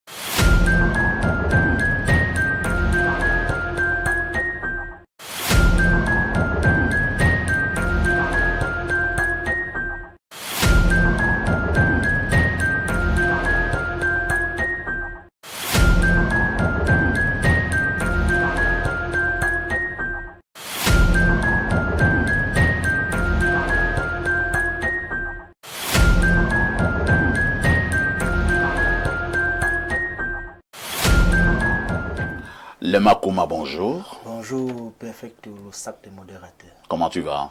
Je me porte comme Cameroun, surtout comme ton plateau. Merci beaucoup, parce que les téléspectateurs doivent être en bonne santé tous les matins. Nous vous recevons également pour quelques précisions sur le plan justement de cette santé-là. Nous parlons encore de ce chlamydia qui ne cesse de faire d'énormes ravages dans beaucoup de familles. Oui, le chlamydia qui empêche beaucoup de personnes de ne pas être papa, de ne pas être maman. Le chlamydia qui favorise le développement des myomes et qui entraîne les trompes bouchées, qui favorise les problèmes de troubles érectiles.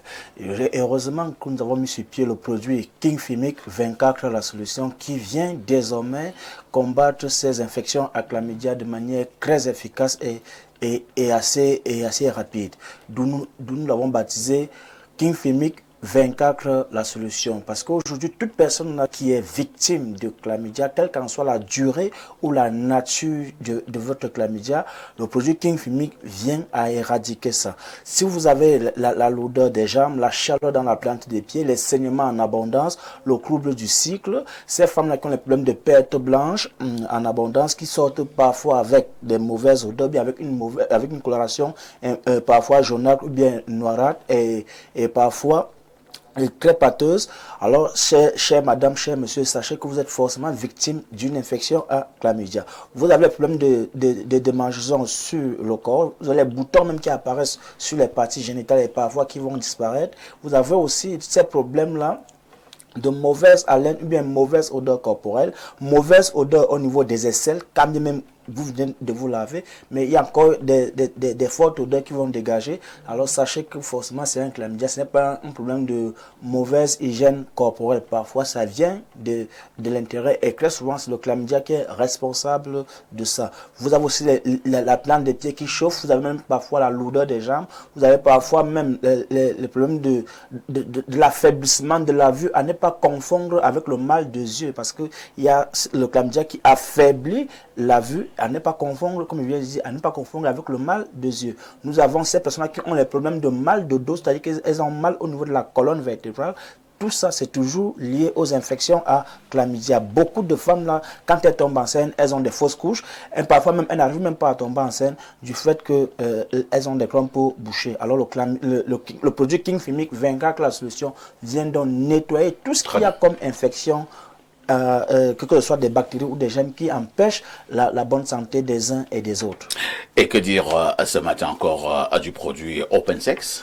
Oh, parfait, ici, c'est que tu ne sais pas ce qui se passe là d'ailleurs avec des personnes qui c'est l'embouteillage. Oui, et qui tiennent toujours à ce que quand elles viennent sur le plateau, qu'elles doivent toujours dire merci, parfait, ici, parce que selon elles, c'est grâce à toi qu'elles ont eu l'information que c'est désormais possible d'avoir la taille selon leur convenance. Alors le produit Open Sex, c'est ce produit-là qui permet d'augmenter la taille et le volume de l'appareil génital de manière naturelle et c'est sans effet secondaire.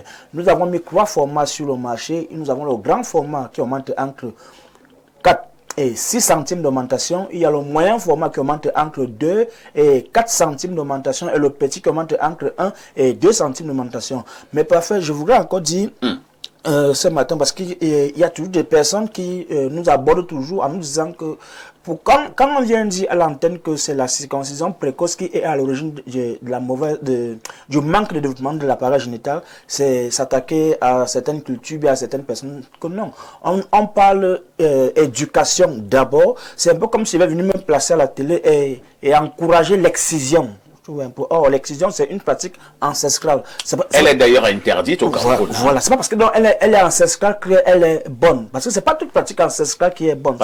Ça, il faudrait le savoir. Et je dis encore ce matin que la circoncision précoce, bien qu'elle soit une pratique ancestrale, elle n'est pas bonne.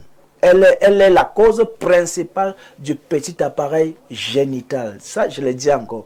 C'est vrai que ça va encore énerver certaines personnes, mais c'est la triste réalité. Alors, vous donc qui êtes donc victime du petit appareil génital, Venez prendre votre produit open sex. Comme je l'ai dit, nous avons le grand format qui augmente entre 1 et le grand format qui augmente entre 4 et 6 centimes d'augmentation. Le moyen format qui augmente entre 2 et 4 centimes et le petit qui augmente entre 1 et 2 centimes d'augmentation. Douala, nous sommes à la Cité des Palmiers, derrière le lycée, à Kwano, Hôtel Madiba. Et en Yaoundé, nous sommes situés en Kondongo, Carrefour, Iptek, immeuble Baïga Center. Les numéros s'affichent au bas du petit écran. En tout cas, en ce qui me concerne, mon papa m'avait amené pour qu'on me taille cette affaire. Hein, quand j'avais déjà 4 ans. Parce que j'ai déjà allé à la maternelle. Moi, c'était à 12 ans. Chez vous, c'était à 12 ans? Ouais. Oh là là. Et il y a certains villages au Cameroun, dans la partie du Grand Nord, que c'est quand le monsieur va déjà en mariage, ou bien même, c'est quand il est déjà marié qu'on pratique ça. Oui. Et tu sais que dans notre imaginaire populaire, on sait que non, chez eux, ils sont consistants en bas. Tu vois? On ne va pas ouvrir ce débat ce matin. Aucun débat ouvert. Le Makouma, merci d'avoir été des nôtres une fois de plus ce matin. Hein. Nous nous disons à très prochainement. À très prochainement. À tout de suite pour la suite.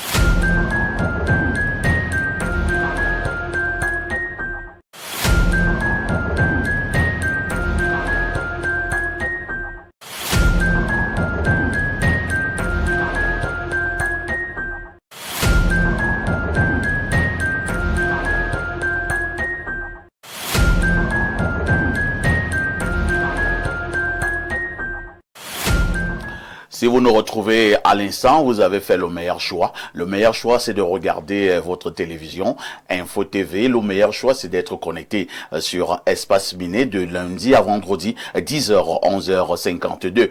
Ce matin, nous avons choisi de parler des grands hommes. Qu'entend-on par grand homme? Comment reconnaître un grand homme? Y a-t-il une différence entre un grand homme et maintenant un homme grand? De toutes les façons, c'est la problématique essentielle de ce matin. Je commence par le professeur Noubissier. Professeur Noubissier, est-ce qu'on peut commencer par définir ce qu'on entend par grand homme? Alors, merci, monsieur Parfa, ici. Pour définir grand homme, il faut d'abord définir ce que c'est qu'un grand. Quand on dit c'est mon grand frère, ça veut dire celui qui est né avant moi. Quand on dit que 0 est plus petit que 1, parce que quand tu as 0, tu n'as rien. Celui qui a 1 a quand même quelque chose. Bon, grand, c'est ce qui est supérieur à. Maintenant, qu'est-ce que c'est qu'un grand homme? La caricature de grand homme est contextuelle déjà. Dans une société purement capitaliste comme la nôtre, un grand homme se définit par les moyens qu'il a, par les actes qu'il pose et par la capacité qu'il a à transformer le destin des autres. Commençons par les moyens qu'il a. Les moyens qu'il a, c'est avoir un compte bancaire bien fourni, avoir belle voiture, avoir belle maison, avoir de l'argent à tout moment et être sûr qu'on peut l'avoir à suffisance. Maintenant, la nouvelle société dans laquelle nous sommes a créé ces grands hommes. Ces grands hommes sont reconnus par ces indicateurs que je viens de préciser. Avoir une belle voiture, avoir une belle maison, avoir de belles femmes, avoir beaucoup d'argent. Très bien. Et c'est donc pourquoi le concept de grand se transforme maintenant dans cette nouvelle société. Parce que n'est plus grand celui qui a le droit de naître, par exemple, celui qui est né avant l'autre, mais celui qui est plus grand physiquement que l'autre. Est grand celui qui a des moyens financièrement. Maintenant, sur le plan psychologique, on peut avoir la grandeur psychologique, on peut voir un grand homme psychologiquement, c'est-à-dire celui qui a la capacité à domestiquer ses émotions, ses sentiments, ses désirs, ses frustrations. Dans une société comme la nôtre, le grand homme se reconnaît à partir de ses capacités spécifiques qu'il a. Une société comme la nôtre où on voit des gens qui violent les enfants, des parents qui violent les enfants, où on voit des pratiques obscène dans cette société. Alors le grand homme, c'est celui-là qui a la capacité de réserve, c'est-à-dire savoir poser des actes qu'il faut au moment qu'il faut. On dira de lui qu'il est un grand homme. Si aujourd'hui on vous dit, moi, professeur Nubissi, je suis votre ami, si vous apprenez que j'ai violé une petite fille de 8 ans, vous allez dire, mais ce professeur Nubissi, il est minable. Vous allez voir que la grandeur que j'ai sur le plan intellectuel, sur le plan social, va être absorbée par des actes que j'ai posés. Bon, un grand homme se reconnaît par la qualité des comportements, par la qualité des actes qu'il pose. Maintenant, sur le plan purement de notre contexte camerounais, nous, on a un problème au Cameroun, c'est celui que tout le monde est grand. Ah bon? On a cette oui, au Cameroun, personne ne reconnaît sa place. Il faut le savoir. La société est hiérarchisée. On aura des grands, on aura des petits. Mais la spécificité du Cameroun, c'est que le grand homme est défini au Cameroun par la capacité à transformer les destins. C'est-à-dire quelqu'un qui vous a pris dans la pauvreté et qui vous a transformé devient pour vous comme votre Dieu. Vous allez le vénérer. Et ça devient une urgence chez les uns et les autres d'aller faire allégeance devant ces gens. Et cette personne devient pour vous un grand homme. Le grand homme également se reconnaît par ses capacités d'initiation en termes intellectuels.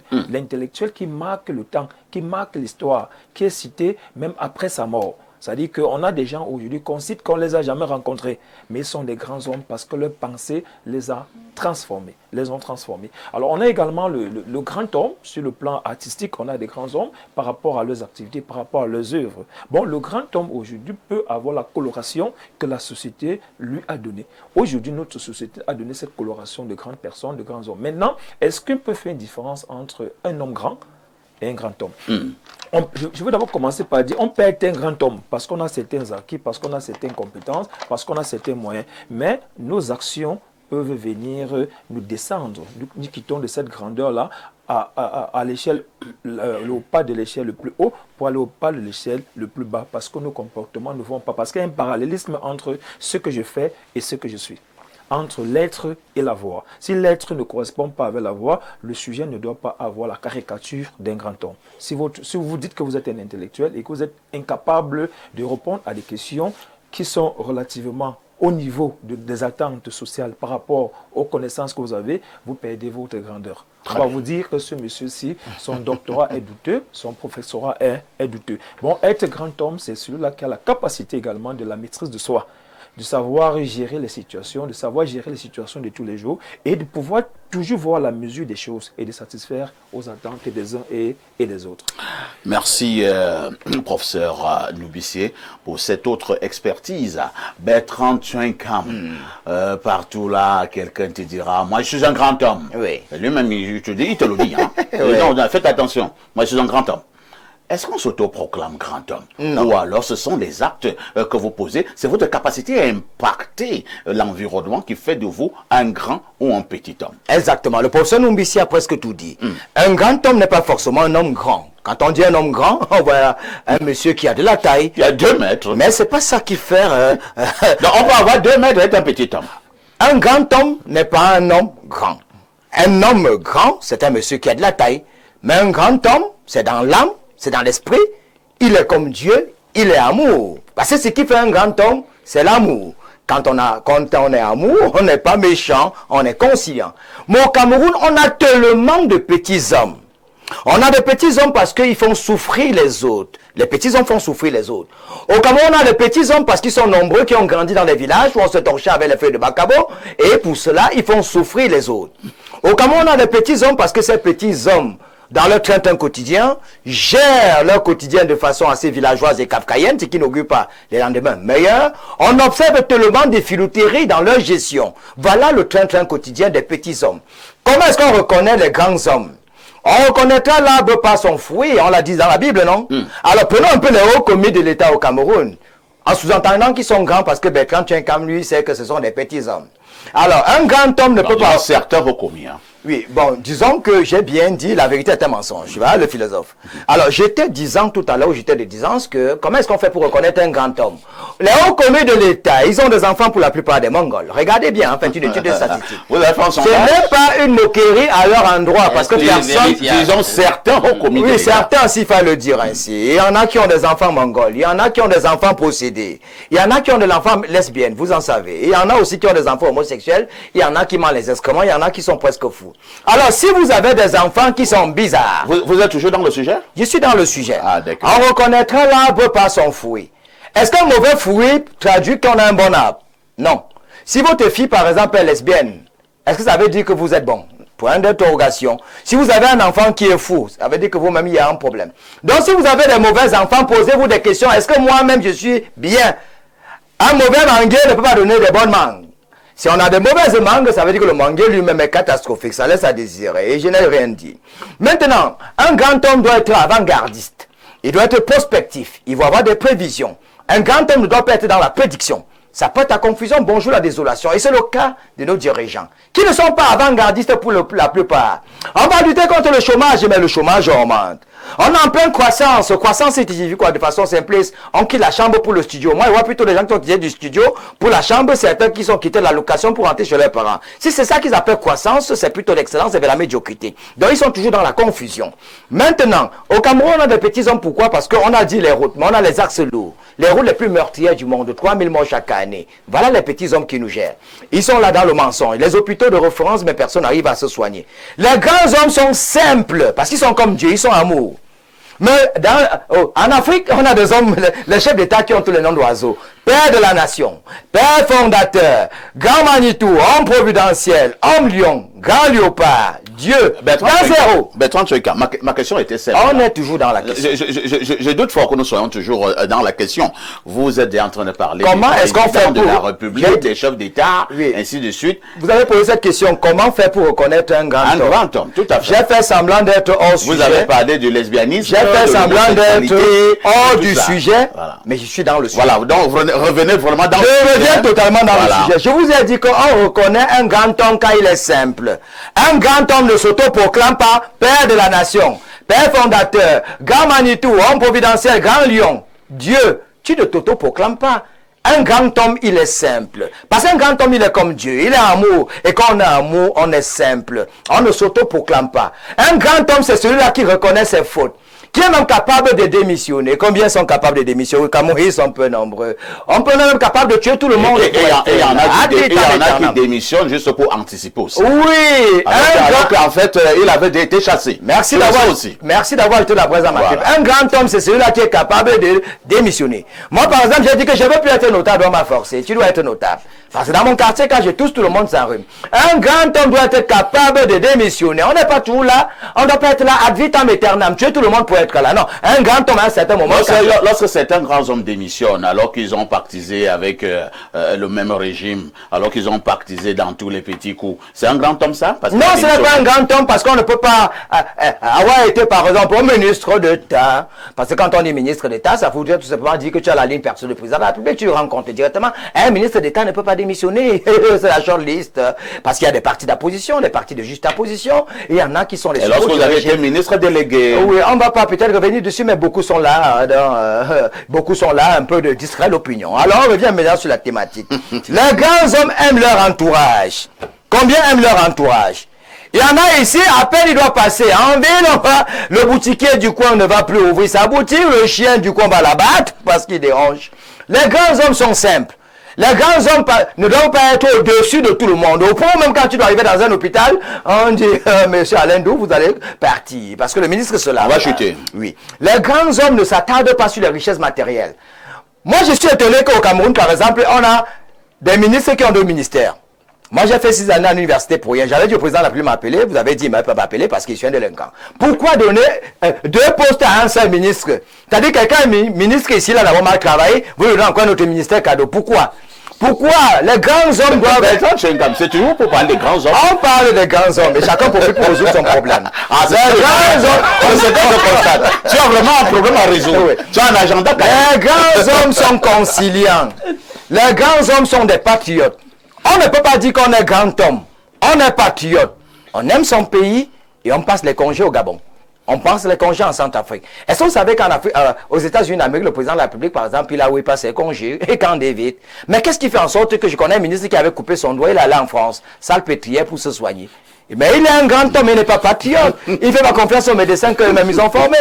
Alors si vous êtes des grands hommes, vous aimez vos gens, envoyez vos enfants dans les universités que vous avez créées, envoyez vos enfants dans ces universités, on saura que vous êtes des grands hommes. Merci, un grand homme ne triche pas.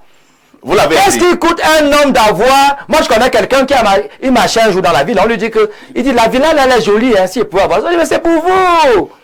Tellement il a pillé, il a acheté des maisons qu'il ne reconnaît même plus toutes ces maisons. Alors, ça sert à quoi, hein, avoir tout? si on perd son âme. Merci. Mais si on est amour, on ne va pas s'attarder sur des richesses matérielles. Merci Bertrand. On va passer la parole à Alain Douk. Hein. Alain Douk, j'espère qu'avec vous, on restera strictement au niveau du sujet. Alain Douk, dans le contexte quand même actuel du Cameroun et même dans certains pays africains, est-ce qu'il n'y a plus déjà, on ne peut pas constater, est-ce que nous ne constatons pas d'énormes confusions? Ça veut dire quoi? Dès qu'on présente quelqu'un comme étant un grand homme, comme le professeur disait tout à l'heure, on va dire une très belle voiture, on va dire beaucoup d'argent, une belle femme, de grands immeubles. Est-ce qu'il est possible que nous ayons tout cela sans être un grand homme? Et voilà toute la problématique voilà. de ce sujet résumé par ce nouveau questionnement. En fait, c'est ça. Et je pense que d'attaque, professeur Nombissi a commencé à traiter le sujet, à l'élaguer. Bertrand est allé dans des illustrations un peu bizarres à sa façon. Maintenant, il faut dire parfait. Oui. Dans le contexte qui est le nôtre, avec une mentalité et une poussée matérialiste à l'échelle du monde, on procède à une confusion de tout. C'est vrai qu'il y a cette dimension liée à la grandeur totalement matérielle, au statut social, une certaine dignité, un certain rang. Parfois, on peut dire, le monsieur en question est grand, sur le critère en question. Mais ça ne suffit pas, et il faut que les gens le comprennent. Ce n'est pas le grand nombre de voitures qu'on a dans ton parc, les biens immobiliers que tu as, le fait que tu aies une femme qui est belle comme un astre, le fait que tu aies de beaux enfants, etc. Tous ces aspects totalement superficiels qui à eux seuls réussissent à faire de toi un grand homme. Non! Il y a le corpus de valeurs que tu incarnes et que tu vis au quotidien. Il y a l'impact social de ta personnalité. Il y a la problématique de ton aura. Il y a ton attachement à des concepts, des valeurs tels que le sens de la justice. Les gens ne prennent pas ça en compte. La probité, l'honnêteté, la loyauté. Les gens, la plupart du temps, lorsqu'ils veulent parler de grandeur dans notre contexte, ils prennent ça, ils mettent de côté. Le problème, c'est vous êtes grand et on commence à vous affubler de président de ci, président de ça, tout simplement parce que vous êtes capable de donner 10 000 francs, 20 000 francs, faroter, déposer des billets d'argent, des billets de banque sur la tête d'un X ou d'un Y, etc. Ce n'est pas ça la grandeur. Et toute la dialectique en question est résumée autour d'une antéposition ou postposition de l'adjectif en question. Alors, postposition, ça veut dire que c'est placé après. Ante veut dire avant. Bien. Dès qu'on met grand avant homme, qu'il doit qualifier, on est dans une autre lecture de votre personnalité. Dès qu'on met après homme grand, donc grand et après homme, on est aussi dans une autre lecture. C'est physique. Tout à fait. Vous êtes grand de taille. Vous avez 2 mètres. Voilà, vous avez de la hauteur. J'insiste littéralement. Parce qu'il y a la hauteur morale. Et c'est de cet aspect dont il est question lorsqu'on parle de grand homme. C'est-à-dire un homme qui va influencer l'histoire, qui va influencer la société. Un homme dont on rend un bon témoignage. Non pas seulement sur le critère des biens qu'il a amassés, accumulés, et encore que mon Dieu, lorsque nous mourons, nous n'apportons absolument rien avec nous. Mais nous n'apportons absolument rien. Tout ça est éphémère. Une fois donc que vous aurez laissé ces choses, qu'est-ce que l'histoire, monsieur? Qu'est-ce que l'environnement social immédiat retient de vous? Qu'est-ce que la nation retiendra de vous une fois que vous serez parti? Et à ce moment-là, est-ce qu'on pourra continuer, même si des turiféraires de votre vivant, vous avez fait croire que vous êtes un grand homme, est-ce qu'à ce moment-là, on pourra continuer à rendre le même témoignage? C'est de ça qu'il s'agit. Et on ne va pas être grand, messieurs, mesdames, en versant dans des bassesses, des choses obscures, des comportements déshumanisants. Si vous n'avez même pas de respect pour l'humanité, votre alter ego, vous n'avez pas d'empathie, vous êtes froid, vous êtes cynique, vous êtes égoïste, vous êtes fourbe. Monsieur, avec de telles caractéristiques, à votre niveau en tant qu'homme, vous aurez beau avoir tout l'argent du monde, parfait, vous n'êtes pas un grand homme. Un grand homme, c'est aussi la reconnaissance. C'est vrai. Un homme qui n'est pas reconnaissant, est-il un grand homme? Toujours dans une posture d'ingratitude vis-à-vis du monde, vis-à-vis de ceux qui ont contribué à son succès, vis-à-vis de la famille, vis-à-vis des plus petites contributions qui ont aidé à construire l'homme qu'il est. Est-ce que c'est un grand homme? Un homme qui est toujours prêt à la trahison, même s'il a accumulé tous les biens possibles de la terre, même s'il est le premier de nous sur le plan matériel, mais un homme fourbe sur qui on ne peut pas compter, un hypocrite. Très bien. Alain Ndouk peut être une victime, hein? Non. Il met vraiment les organes. Comment ça peut Il a inspiré, il a mis les organes. Raconte ton histoire. Merci Alain Ndouk. Raconte ton histoire. Merci Alain Ndouk. On va repartir du côté de notre messagerie. Oh, des millions de téléspectateurs s'impatientent. Hein? Bonjour Perfecto et bonjour à tout le panel. Merci pour ce thème très profond. Qu'est-ce qu'un grand homme? S'il y avait un seul mot pour le définir, ce serait l'impact. Un grand homme ne se mesure pas à ses biens ou à son statut, mais à la trace qu'il laisse dans sa génération et au-delà. On peut posséder maisons, titres et richesses sans jamais impacter une seule vie. Mais ceux qu'on appelle vraiment grands sont ceux dont le nom résonne après leur départ. Nelson Mandela, Michael Jackson, Jésus de Nazareth, Moïse, John Kennedy, Bouddha, etc. Ces hommes ont secoué leur époque et continue d'influencer les générations. Un grand homme se reconnaît par sa vision. Il ne vit pas seulement pour aujourd'hui, mais pour demain. Il construit, il prépare, il inspire. C'est un bâtisseur d'héritage. Il ne cherche pas à impressionner, mais à transformer. Sa grandeur se voit dans les vies changées, les idées portées et les ponts qu'il jette entre les générations. Merci encore pour cette émission qui pousse à la réflexion. Continuons à éveiller les consciences. C'est Daniel Colbison. Il écrit bien, Daniel. Magnifique. Il écrit bien. Un autre message ce matin que dit ce téléspectateur sur Info TV, Perfecto, un grand homme, se reconnaît à sa capacité d'influencer de manière positive son environnement et qui a un grand cœur. C'est celui qui est régulièrement pris pour modèle par ses semblables. J'en veux pour preuve Chantal Biya, Samuel Eto'o, professeur Wenangini et Parfait Aïssi, pour ne citer que cela. Ah bon? Vous me citez aussi. En passant, si je n'interviens plus pendant l'émission, c'est parce que j'avais bénéficié d'un stage réglementaire grâce au haut commandement. C'est Saïd DiCaprio, hein, depuis Garoua. Ah, merci Saïd pour l'explication. Un autre message. Bonjour Parfait, je m'excuse de n'être pas dans le sujet. Moi, j'aime les gens qui sont dans le sujet. Hein. Parce que si vous étiez à l'école primaire ou bien au lycée, ou bien vous pouvez avoir une mauvaise note et un enseignant sur le plateau. Donc, quand vous êtes hors sujet, vous aurez une mauvaise note. Voilà. Mais j'ai une question qui me dérange et j'aimerais avoir un conseil. J'avais pris un crédit dans une microfinance de 400 000. J'ai débuté les versements et après, j'ai eu des problèmes dans mon business. J'ai changé de ville. En quittant, j'ai montré à la collectrice où prélever de l'argent. Elle a prélevé et a décidé de ne plus venir. 3 ans après mon retour dans la ville, la banque me dit que je leur dois 1 million. C'est Bertrand depuis Douala. Bertrand, il va payer, hein, tu dois seulement payer. Allons au plus 33, c'est un message qui nous vient de la France. Bonjour la team et bon mois d'octobre à tous. Vous faites un excellent travail. Concernant la dénonciation, je donne parfaitement raison aux professeurs. Nous devons être vigilants concernant nos enfants. Ils sont encore plus exposés que nous au même âge. Un grand homme est un homme d'impact dont l'œuvre laisse une trace comme Jésus. Merci à vous. C'est Cassia depuis Paris. Belle émission à vous. Merci, hein. Je vous ramène au plus 49. C'est un message de l'Allemagne. Rebonjour Perfecto. En ce qui concerne la deuxième thématique du jour, comment reconnaître un grand homme? Je pense qu'un grand homme ne se mesure pas à la taille de ses biens, mais à la profondeur de ses valeurs. C'est quelqu'un qui, malgré ses faiblesses, reste fidèle à ses principes. Quelqu'un qui impacte son entourage par l'exemple et non par le bruit.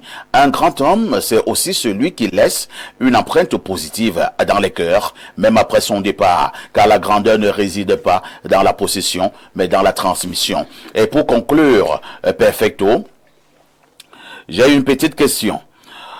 Bon, je ne sais pas, elle ne peut pas te répondre. Hein? Il dit néanmoins, Bertrand Tchouinkam, j'aime énormément votre façon de développement. Vous êtes un grand homme. Merci. Donc vous aimez quand quelqu'un est hors sujet. Merci.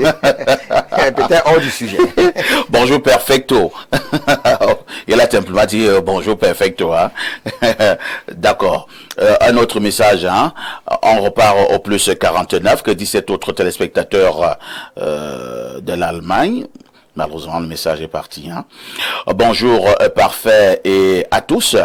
Hitler était-il un grand homme? Question pour les panélistes. Professeur, vous répondez? Très bien, très belle question. Vous savez, la conjoncture intellectuelle fait que le plus souvent, le contenu de grand homme peut être variable et peut même varier. Alors, en son temps, c'est-à-dire pendant qu'il était en Allemagne en train de mener, entre guillemets, la bataille qu'il a faite, on pouvait dire de lui qu'il était un grand homme. Mais au jour d'aujourd'hui, si on entre dans une autre orientation beaucoup plus spirituelle, est-ce que M. Hitler peut être enseigné aux gens? Est-ce qu'on peut le prendre comme un modèle ou comme un exemple? Ça devient extrêmement compliqué parce que là, il y a une forme de flexibilité sur le plan de la compréhension. On ne peut pas enseigner quelqu'un qui a eu pour instinct, pour objectif de décimer toute une population. Ça devient un problème. Bon, la question de grand homme est beaucoup plus contextuelle. Pour ceux pour qui il a bataillé, ils vont dire de lui qu'il est un grand homme. Mais pour ceux qui ont un autre regard, une autre vision, ou peut-être pour ces victimes ne trouveront jamais que M. Hitler est un grand homme. Un grand homme se reconnaît non pas à la richesse matérielle qu'il accumule, ni à l'étendue du pouvoir qu'il exerce sur les autres, car ces choses sont fragiles et passagères, mais à la noblesse de son cœur et à la force tranquille de son esprit. C'est celui qui, au milieu de la gloire, comme dans l'adversité, garde l'humilité de rester lui-même, le courage de tenir debout face à l'injustice et aux épreuves, la sagesse de se remettre en question et d'apprendre de ses erreurs, et la fidélité à des valeurs qui ne se négocient pas au gré des circonstances. C'est celui qui n'écrase pas pour s'élever, mais qui tend la main pour relever, et qui inspire par l'exemple plus que par les paroles, qui mesure sa grandeur non pas à la place qu'il occupe dans le monde, mais à l'empreinte profonde et durable qu'il laisse dans le cœur, la mémoire et la destinée de ceux qui croisent son chemin. Alain, depuis Lille, un grand homme, se reconnaît non pas à la richesse, oui, on a lu, hein, donc il reprend le message là. C'était très bien dit aussi, hein. C'est un message qui nous vient de la France. Je vous amène au 225, c'est un message cette fois-ci qui nous vient de la Côte d'Ivoire. Alors, l'Éternel demanda à l'accusateur, as-tu remarqué mon serviteur Job? Il n'y a personne comme lui sur la terre. C'est un homme intègre et droit, un homme qui craint Dieu et qui évite de mal faire. Job 18. Un grand homme est celui qui incarne des valeurs. C'est un base à Jean-Paul depuis Daokro en Côte d'Ivoire. Daoko. Formidable. Oui, allez-nous. Il y a un paradoxe, vous voyez, qu'il relève au travers de ce passage, parce qu'à ce moment-là où Dieu se vante de Job, Job a de grands biens. Ce n'est pas de ces biens qu'on parle, pour que Dieu dise qu'il est un homme selon son cœur, hein, et qu'il est son serviteur. Je reviens sur la question d'Hitler, parce que nous allons certainement le dire encore lorsqu'on va revenir sur le sujet. Vous savez, tout le magistère d'Hitler, c'est un magistère en réalité de la manipulation. C'est-à-dire qu'aujourd'hui, historiquement, on n'arrive pas à rétablir la vérité, parce que la vérité, avec la propagande ambiante, on n'arrive pas à élever fort la voix. On veut l'occulter. Mais Hitler, le Troisième Reich, mais c'est toutes les places financières, totalement contrôlées par la juverie au niveau des États-Unis qui ont financé toute l'économie du Troisième Reich. Pourquoi on ne nous l'enseigne pas à l'école? Pourtant, c'est ça la vérité. Une vraie fourberie. Hein? Bien, maintenant, Hitler n'est pas mort. Il faut le dire aux gens. Il a été exfiltré. Il n'est jamais mort à Berlin au terme de la guerre. Il a été exfiltré et il est mort à 98 ans, 99 ans, c'est vrai que dans les hauteurs d'argent. Cela est resté un grand débat. Hein. Alain Douk, est-ce que Hitler est mort? Est-ce qu'il avait été je le dis à Mondo Vision parce que je peux le prouver. Tu me connais. Bien, Hitler, faut qu'on soit sérieux. On a dit, oh, machin truc, il a procédé au génocide des Juifs, machin truc, vous connaissez toute la propagande au sujet de l'Holocauste. Mais aujourd'hui, un recoupement d'informations fait sur le sujet. J'ai examiné le sujet. Hitler lui-même est de descendance de cette juiverie. Exactement. Donc il faut qu'on arrête avec les balivernes. Donc pris sous le prisme des valeurs, de la vérité, de l'honnêteté, de l'authenticité, Hitler n'est pas un grand homme. Il était simplement un pion sur l'échiquier de la manipulation mondiale. Bonjour Parfait ici et bonjour à tout ce beau panel. Sur la question de la minute, un grand homme est celui qui impacte positivement son entourage. Un grand homme est celui qui aime et se met au service des autres. C'est Nanga Patrick depuis la ville des Bois-Loa. Un autre message ce matin. Alors, que dit ce téléspectateur? C'est vrai que le message est un peu long, hein? Bonjour au modérateur à la valeur exceptionnelle et joyeux anniversaire à ton héritier des fils et un bonjour à tout ton panel et particulièrement à Alain Douk, l'homme à la voix particulière qui montre en lui un grand homme. Reconnaître un grand homme, c'est percevoir au-delà de la gloire et de la richesse pour se concentrer sur l'essence de son caractère et de ses actions. Un grand homme ne se définit pas par la notoriété mais par sa capacité à inspirer les autres et à laisser un héritage durable qui transcende sa propre existence. Il possède une intégrité inébranlable, une humilité face à ses succès et une résilience face à l'échec. Sa grandeur réside dans son service désintéressé, sa capacité à prendre des décisions difficiles pour le bien commun et sa compassion envers autrui. Il ne cherche pas la reconnaissance, mais œuvre silencieusement pour un monde meilleur. Ses actions étant la preuve la plus éloquente de sa grandeur. En fin de compte, la véritable mesure d'un grand homme se trouve dans la profondeur de son influence positive sur le monde, bien après son départ. C'est Mouliom Youssouf, depuis Minkwamoyos, usine des eaux.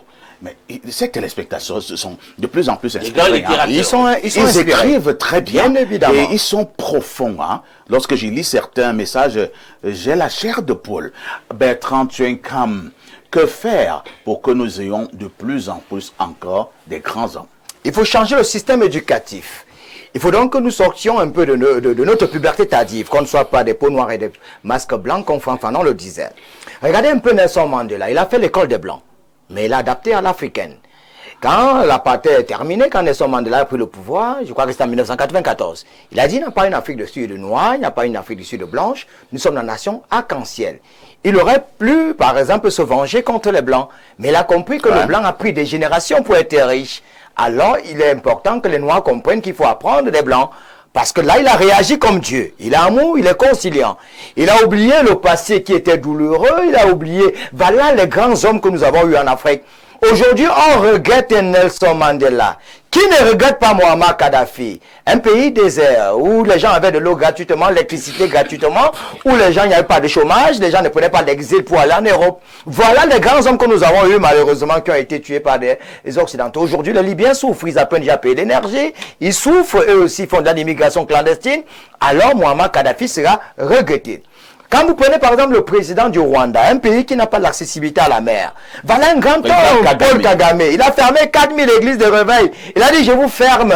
Et il a été béni par Dieu. On nous a fait croire ici au Cameroun que si on ferme les églises, on sera maudit. Au contraire même, c'est à cause de ces églises que nous sommes maudits. Paul Kagame a fermé 4000 églises, le Rwanda est prospère. Kigali est la ville la plus propre en Afrique noire. Et Kigali, c'est une très belle ville. Comment est-ce que lui, il a fait, Paul Kagame, qui a fait ses études aux États-Unis, il est arrivé dans un pays qui a eu 1 million de... Il y a eu un génocide, 1 million de personnes passées des villes. Les Hutus contre les Tutsis. Comment est-ce qu'il a fait pour concilier ces gens? Comment est-ce qu'il a fait du Rwanda un bijou? Comment est-ce qu'il a fait en sorte qu'on prenne même les clandestins en Angleterre qu'on envoyait au Rwanda? On a fait le tour du monde du cyclisme au Rwanda, non? Pourquoi on ne l'a pas fait au Cameroun? Donc voilà des gens qu'on ne regrettera jamais, ce sont des grands hommes. Alors quand on revient maintenant pour le cas Mobutu, que je regrette, il a été enterré dans la poubelle de l'histoire. Il est aussi métier de rabat. Qui en RDC aujourd'hui pour regretter Mobutu? Personne. Parce que quand vous êtes un petit homme, vous allez mourir et on va vous enterrer dans la poubelle d'histoire. Il y a des chefs d'État qu'on ne va pas citer, qui ne sont pas des grands hommes. Comment est-ce qu'on fait pour reconnaître un grand homme? Tu parles de Visa Tepa, 20 ans, 30 ans plus tard, on parle de toi. On parle toujours Thomas Sankara, de toi. par exemple. Thomas Sankara, lui qui disait que l'esclave qui refuse de sortir de sa servitude ne mérite pas qu'on s'appuie à son sort.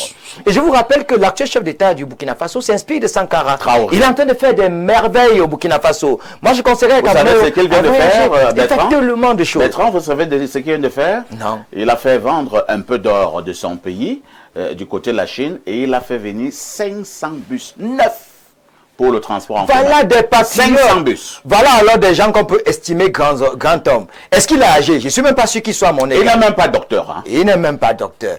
Est-ce que vous pouvez dire que le président du Burkina Faso n'aime pas son pays? Et rappelons que le Burkina Faso n'a pas l'accessibilité à la mer. Parce que tout sort du port de Cotonou, tout sort du côté d'Abidjan. Mais en peu de temps, les logements sociaux, pour un pays qui n'a presque rien du tout, un pays intègre, voilà des hommes qu'on va regretter. Voilà des grands hommes. Alors, un grand homme aussi, c'est lui qui a la crainte de Dieu. Parce que si tu n'as pas la crainte de Dieu, tu ne feras pas souffrir les autres. Parce que dans notre pays, par exemple, moi je vois certains qui ont pratiquement tout. Et c'est-à-dire que quelqu'un a tout, il est content de voir les autres souffrir. Permettez au professeur de coller un dernier mot. Hein. Professeur, une question quand même. Quand vous vivez dans un environnement où on a ce que j'appellerais ici l'inversion des valeurs, est-ce que c'est possible qu'un grand homme puisse normalement s'épanouir? Est-ce que c'est possible qu'un grand homme puisse garder ces valeurs que nous avons énumérées tout à l'heure? C'est très difficile de garder les valeurs dans un contexte comme le nôtre parce que le contexte est absorbant. Ou tu fais comme nous, ou tu ne fais pas ce que nous faisons et nous sommes contre nous. C'est ce débat-là qui fait qu'au jour d'aujourd'hui, les gens ont tendance à vouloir avoir des comportements socialement imposés qui n'honorent pas et qui ne définissent pas la grandeur de l'homme.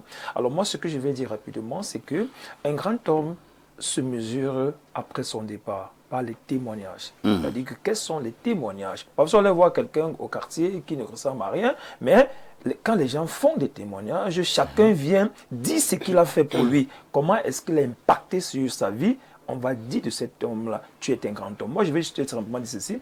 Ne cédons pas aux pressions du nouvel ordre mondial. Le nouvel ordre mondial a des objectifs. C'est de transformer des humains. C'est la transformation des humains. C'est de voir avec l'évolution technologique. C'est une évolution qui va dans le sens de transformer l'humain, dans le sens de le robotiser. Alors, un grand homme, c'est celui qui garde encore les valeurs humaines, dans ma compréhension. Celui qui garde les valeurs humaines, qui respecte autrui, qui se respecte et qui impacte la vie des autres. Le nouvel ordre mondial voudrait que Alain Douk, il y a la femme que vous avez taquinée tout à l'heure, et qui revient, hein, et elle est un peu énervée. Et elle dit, elle perfecto, je voudrais dire au monsieur en costume et cravate près de vous que je sais bien que vous êtes marié, mais ne sommes-nous pas des Africains? Un vrai homme africain a droit à plusieurs femmes, n'est-ce pas? Bien sûr. Moi-même, Bertrand, tu es un cam, j'aurais 3 femmes. Hein, c'est normal. Il faut de la chance aux autres femmes. Hein, c'est normal. Alors, prenons cette autre contribution. Bonjour le plateau. À la suite de Hitler, êtes-vous sûr que c'est le cercueil de Ben Laden qui avait été jeté à la mer? Son cadavre est donc aux États-Unis. C'est Mbombo Bilambikak.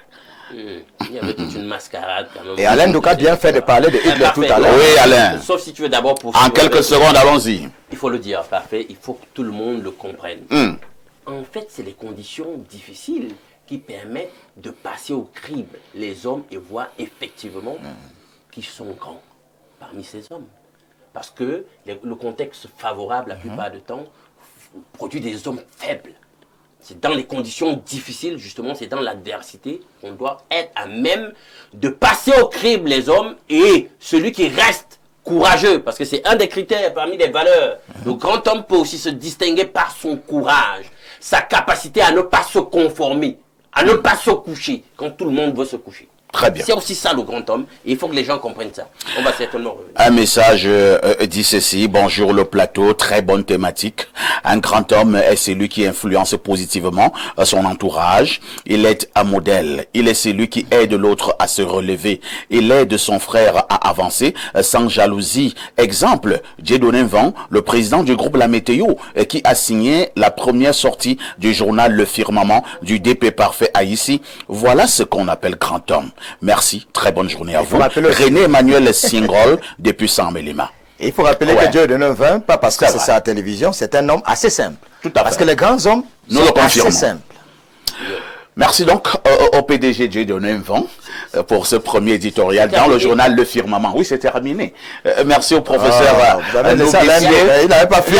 il avait Chacun réglait son compte. C'est terminé, hein. C'est terminé. Nous n'allons pas faire une émission de 5 heures de temps. Oui. Merci à Alain Diop. Merci. À Bertrand Tchenkam. Ça doit rester toujours avec un goût d'inachevé. Et c'est ça qui Chacun donne était la là pour résoudre saveur. son problème. Mais C'est Alain ça nous qui l'a donne pas la terminé. saveur. Ne ratez pas la rediffusion de ce programme tous les soirs à partir de 22h30. Surtout demain également, arrêt majeur, j'ai dit spiritualité. Oui, le mysticisme au cœur de la télévision. Avec tout ceci, que faites-vous encore ailleurs?